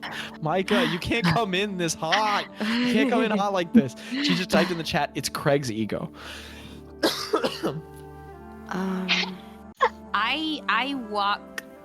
I face and walk a little. I pull Craig along with his light, if he lets me, towards the. I'm like, oh, come over here, and so look at what's popping up. Okay. Don't worry, Will. I'll protect you. Thank you, Okay, Craig. so you guys, I mean, this hall of stone and gem you're walking through in darkness. You all are the only source. Before, behind, it's all just darkness ahead and behind. It's 10 feet wide. You're pulling him where? Like a foot to the right? Yeah, just more towards the shape that's coming up. As you pull him closer to the stone surface, the light shines out and the shape like moves a little closer and begins to pick up little dapples of light. It is huge and darkly colored, and it is big.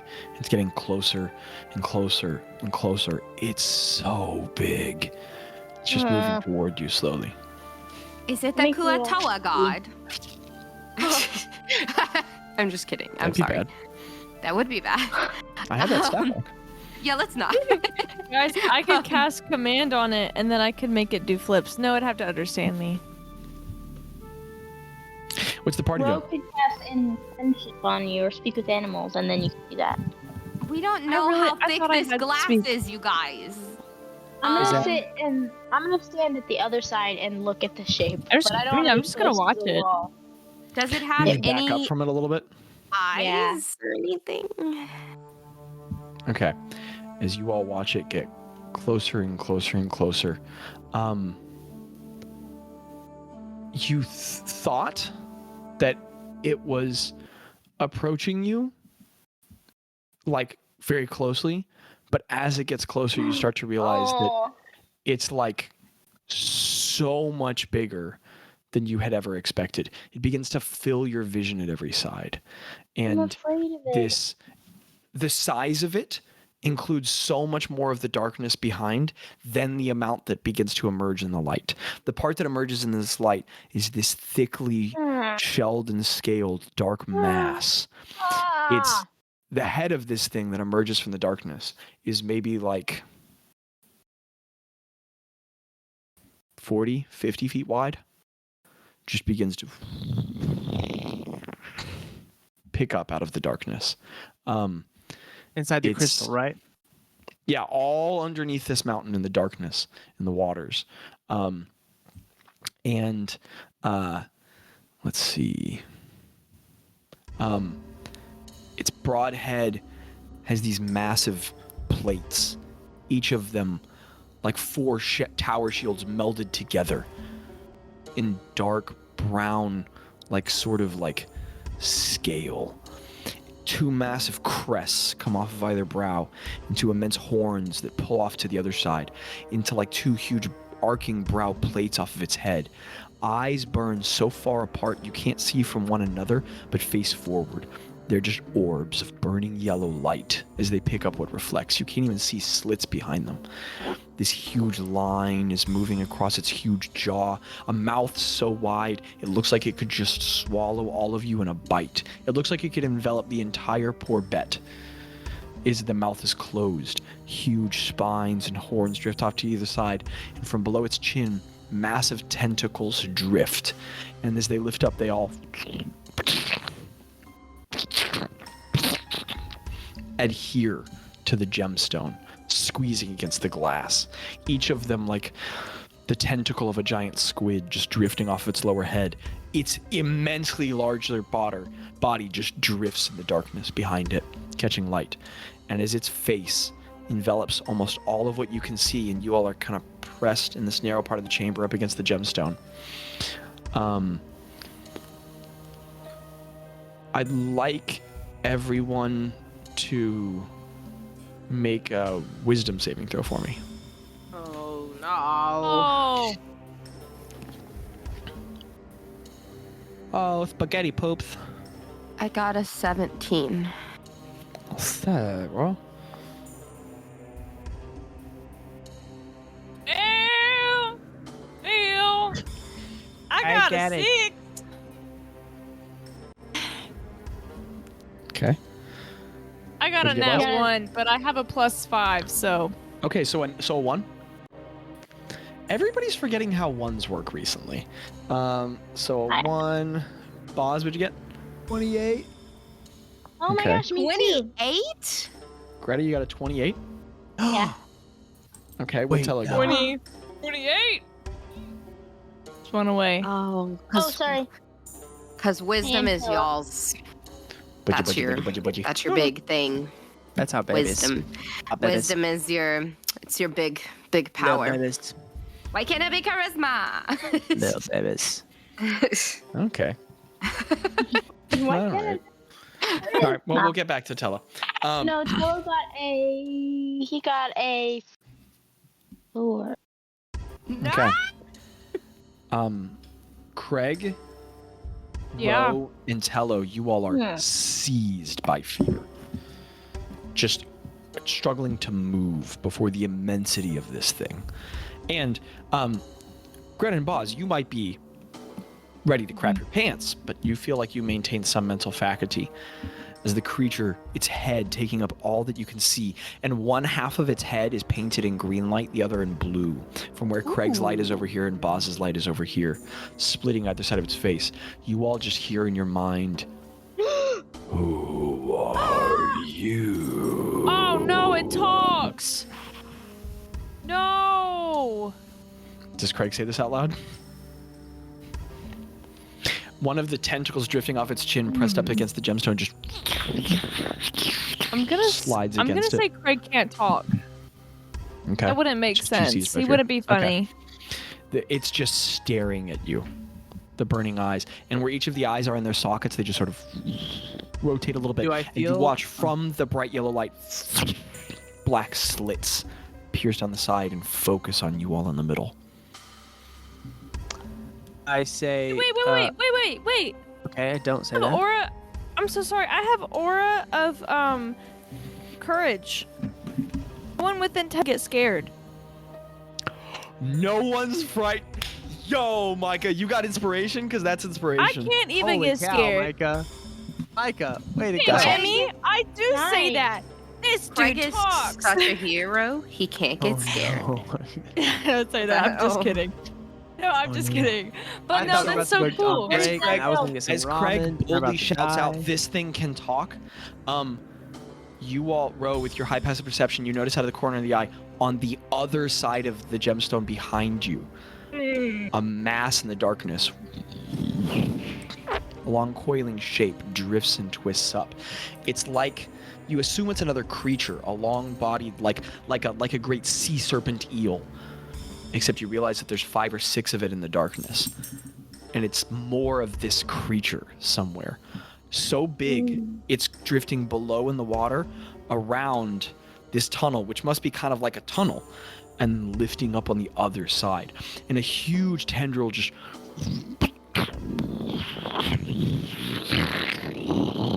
grazes against the gemstone, and all of you are like set on edge, and the hair raises. You have a mammalian mortal response as it just slides against the gemstone. You feel the tunnel that you're in vibrate. Just goes back down to the darkness, and you hear the voice say, "It can talk." I like Greta's voice is probably like shaking, and I go, we're scared. We're travelers. Just passing through. I have never seen what you are. Who are you? We're the fun guys. What are you? That's what we call ourselves. It's a. My You name look is Gretta. amazing. You look amazing. The head gets even closer to the. It's like a Charisma couple check? feet away from Charisma. you as Can it's I getting riz the close. squid, Zach? And you all can feel the power. Yeah. And you guys are starting to get like an ozone-y smell in the air. And you all Did it watch as fart? little zaps of electricity Oh. are darting no. across Craig's armor, and the voice comes again in your mouth. In your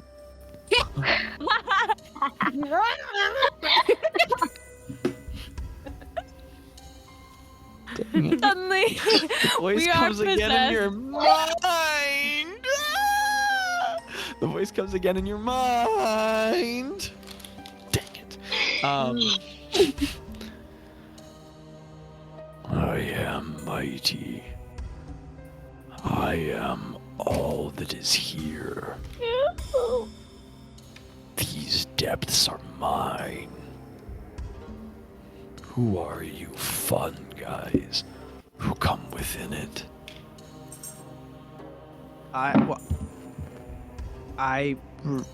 Sorry, Zach. Yeah. Sorry. I love the idea that that's how Bazz is talking. Yeah, he probably is. We don't mean to trespass. We're trying to find the tower. The eyes burn forward. I know of the tower. The eyes kind of trace over you all. You carry beautiful things. Oh, what do you like?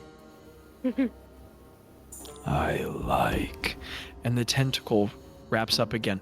This tentacle that's coming up on the other side of you all is, you can't see the starter end of it, but it's like 20 feet in diameter. And it looks kind of rubbery, but then when it touches the gemstone, it's so hard and strong. Touches the gemstone glass and just behind Craig, rubbing down, and says, "Everything that one wears is beautiful." He's talking about my eyes, you guys. I will take his armor. I will take what he holds. Where The are eyes you gonna? What burn. are you gonna use it for? What purpose does it serve for you?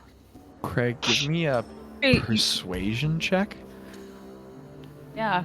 I mean, like, how's it gonna fit on him, right? Like, what's he gonna wear it? That's not like, what you're a little making a tiny persuasion tentacle? check for. Huh? That's not what you're making a persuasion check for. No, but to keep it. That's not what you're making a persuasion Yeah. check for. But go ahead and make a persuasion check for me. Oh.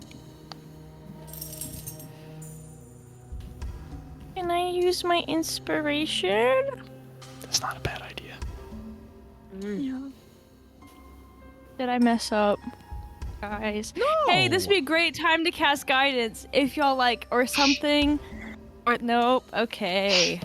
I can't cast guidance, but That's a remember what happens 15. when we cast. Oh yeah. That's a 15, and my eyes sparkle. You know you can cast guidance, The Micah. burning yellow eyes turn toward you, Craig, and the voice booms in your mind. Whatever I please. And could everybody here make a dexterity saving throw for me? Yeah. Hey guys. Hi, Lulu. Hi, BBB. Hi, Popopo. 16 for me and oh my goodness, 26 for Tello. Holy crap. I got a 15. Okay. I got a 5. Okay. 22. Also, you should check this, Micah, because I'm not 100%. But no, that's just stealth checks. Okay. I've corrected myself. As the voice rumbles in your mind, the jaws open slightly. And you can see teeth the size of like ship masts just opening between each other slightly, and from them there's just this flash of electricity and light, and everyone except Tello fails, and everyone in this space, there's just this electricity shocks between all 5 of you, just back and forth between the chamber, and you all take Tello's gonna take half. I'm scared. I need another D10. I guess it's the other side of using the random bucket. Okay. I rolled the D100 because I didn't have a 4th D10, and I was like, oh no, I should use 7 instead of 70. 7, 14, 15, Yes, please. 14 plus, what's 14 plus 9? 14 plus 9 is 23. You all 23. take 23 points of lightning damage as electricity arcs back and forth. You Tello kind of dodges out of the way, only takes half. And the creature's just staring at you in the darkness. 23, you said? Yeah, 23 points of lightning damage. I will You take round up or all down? of. Down on damage. Round down. He says, I will take all that is beautiful, which you have. Tello, from just over your shoulder, Greta just whispers in Insinian, I think we need to get out of here. This doesn't look good. Okay. I whisper back. Get out with. Oh, sorry. I'm saying this quietly, but I have to talk. Yeah. Do you think we can get out without him like killing us? I don't know. and then huge tentacles just touch the gemstone walls on every side. Oh, this thing looks like it's 500 feet long. This thing's huge.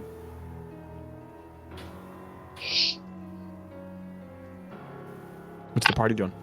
I'm thinking. How far did we walk into here, by the way? Give me a survival or general intelligence check.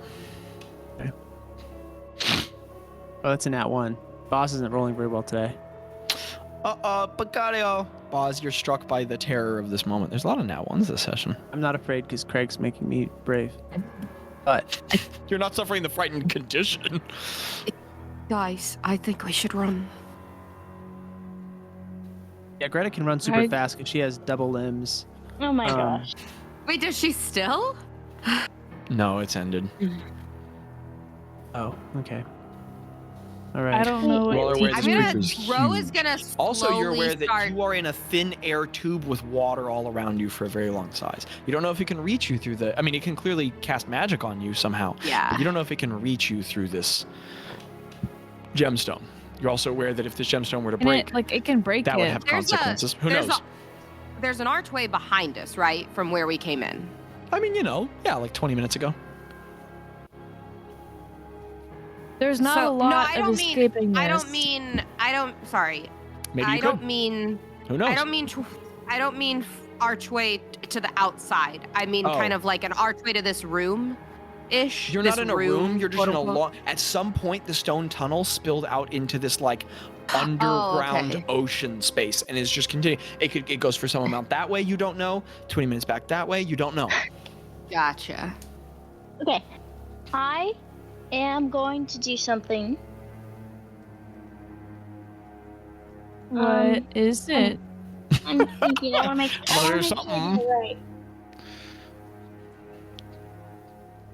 Okay. I'm going to. Don't you love when the try other player to goes, I'm gonna do something. I'm gonna try and use my divine intervention to. I'm gonna say. She doesn't even put her hand to her chest because she doesn't want. In case it doesn't work, she doesn't want this guy to take. So she's just gonna in her head whisper to Ayun and say help us get to where we need to go without this guy taking all our stuff, please. That's sick. Roll your D100. Is that I'm As divine. Yes. What's up, Craig? Is he What's up, wanting? Craig? What's up? Not just my armor. Is he wanting Star Splinter? He wants Go everything. ahead and give me an insight check. Go ahead and give me an insight check, Craig. Oh my goodness, we're gonna use divine intervention for the first time in the accidental adventures. That's so exciting. 15. Okay. Craig, you get the feeling he's never seen anything shiny like this before, and he loves it, and he wants all of it. Oh. He is not having this Star is a Splinter. being of avarice. I love that Craig was I like, will- the armor's I on will the table, throw but not the hands. sword. You can have my armor, but you are not having my Star Splinter. Abby, what'd you get? Mm-mm. I haven't rolled yet, I'm afraid. Okay. I just did. Hey, I think it's. What does the zeros mean? What do the zeros mean? He walked away. I don't like that. No, I think that's good. Wait, did you get double zeros? Uh-huh. Like 0 and 0? Yeah, what is that? Is that just zeros? Guys, that's zero. Guys, that's zero. Wait, I got a 0 and a 6. Oh my So goodness. it's a 6. It's a 6, but it's still within Oh the. my goodness. Oh my goodness. Oh my goodness. What does that mean? Wait, is that good or bad? It How does works. this? Oh. Zach didn't think it was gonna work. Holy crap. Oh my goodness. I'm so glad I'm here right now. That's amazing. Wow. I've never even heard of a player getting divine intervention the first time they use it. I've never heard of it. Bro, as a kraken, the most powerful creature in all of aquatic D&D, living in an ancient subterranean oceanic realm, isolated from all living humanoid creatures, witnessing for the first time the treasures its ancient lineage would cause it to lust for, desires to take everything you have, willing to collapse the chamber down on you to strip your corpses of your treasures. And you reach out to Ayun. What is it you say in your mind? Ah! Okay. I'm gonna say, please help us get to the tower that we need to go to without this scary monster taking all of our stuff or harming us. Please. As everyone readies their various abilities or freezes or thinks or ponders or darts the eyes around, you all begin, the creature kind of brightens, its power heightening. No, the light's coming from behind you, not in front. The blue and the green are overtaken by a bright sky blue. Just the other tendrils. The face gets closer and the mouth opens. I want. But then you all just hear, and you all feel intense energy. And as all of you all look toward where Gretta is, you can't see her as the light blinds all around you. And Gretta, as you're blinded by yourself, you feel the symbol on your chest overwhelms your neurosystem. And you feel like electricity is spreading around your chest, but not pain, just numbness. And you hear a voice in your head say, I will. And the whole party just... And you all are gone. As divine intervention works on your first ever use. That is, you guys are level 12. That's a 12% chance of working. 12%. And it worked on your first time. Most clerics go their whole campaign never having it work. Most players So go their Abby, whole that is so lives Abby. never having this feature work. And it just worked on your first time ever. That's I don't know how. That's all the proof I need that you and Kara are the two luckiest players you've ever played D&D. It worked for you on your first time, and in the 5 years Kara has played using UEG, Divine Intervention has worked for her twice. Wow. This is incredible. And as you all are ripped through time and space, you just disappear. Oh. Until you all land. You all look around, you shutter your eyes. It's not darkness, it's bright. You're just gone from that tunnel. Greta, you like stumble back and forth and you like fall to a knee. Tello catches you and you feel feeble and tired, kind of like worn out from the effort of that power. Just your whole body tingles. You've never, ever, and you've felt some incredible magic. You've never felt magic like that course through your veins. You are tired and your heart is going. Your skin is tingling. And as you all look at Greta's cloaks, they're not the magical coat on the outside, but the cloaks beneath are a little burned around where the symbol is from the sheer power that coursed through it. As it lays on the outside of her chest now. And as Greta looks up, the like tattoos on the side of her face are like dimming from the energy that was glowing through them. And you all have been transported from where you were in the earth to this massive inside of this caldera. A forest all around you. A forest encased in stone with a hole in the stone sky, bending golden light downward over the landscape. You all stand at the base of the caldera on a stone island, circular island, in the middle of a subterranean inner caldera lake of fresh water. The forest beyond its boundaries. So it's like caldera, bowl inside, forest, freshwater lake, island in the middle. Wow. We're on the island? And you're on the island in the very middle. You look out to dark, forested landscape all around, huge stone walls, and up above you a hole in the ceiling where you see the sky moving above. And as the golden light falls down, Ayun just whispers in your ear, Greta, you've been faithful for a long time. I love to see cleverness. Oh. The space around you is all bright, except for the shadow that falls over only Craig, as he's the only one standing in the shadow on this smooth stone outcropping, surrounded by all the glassy blue. He's the only one standing in the shadow cast by the huge tower behind you. Yeah. Not a shadow in a straight line, a shadow in a curve. Because The leaning tower. Brown wooden tower raises up and up and up and then twists. Oh, cool. And then twists and then leans and twists and leans and twists and leans impossibly. It is not circular, it is square.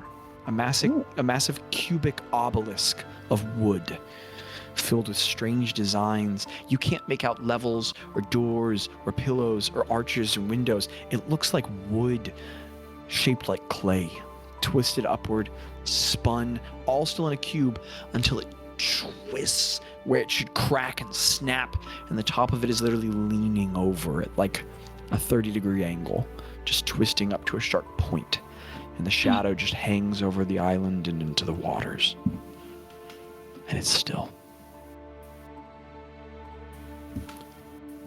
And that is where we'll end episode 126. Sorry, the Boards of the Well are in the 200s.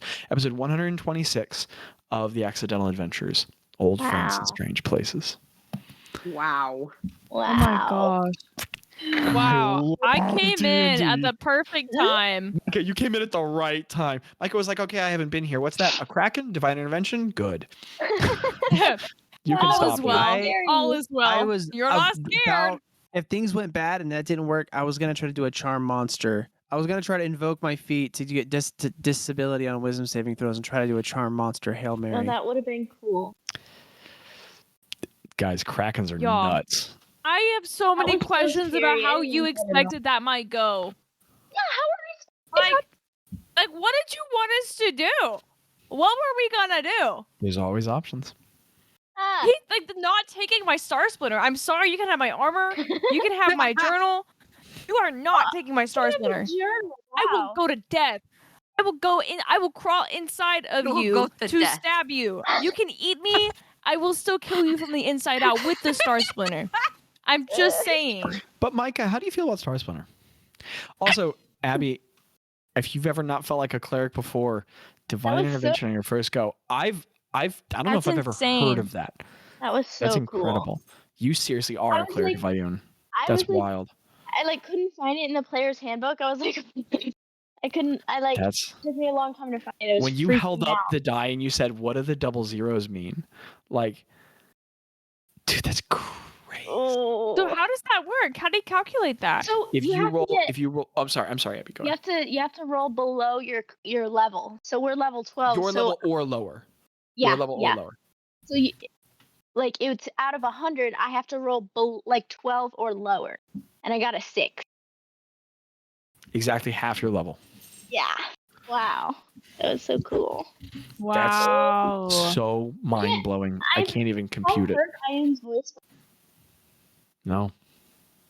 That was cool. I didn't think so, but I was like, I feel like because there was that whole section in Zedge where I was like communicating with so mind blowing. Wow. Okay. All right. Listeners, life is an incredible adventure. You're an important part of it. Really cool stuff on the Patreon. I don't even know what to talk about now. Okay, we're coming back with the new episode in a second.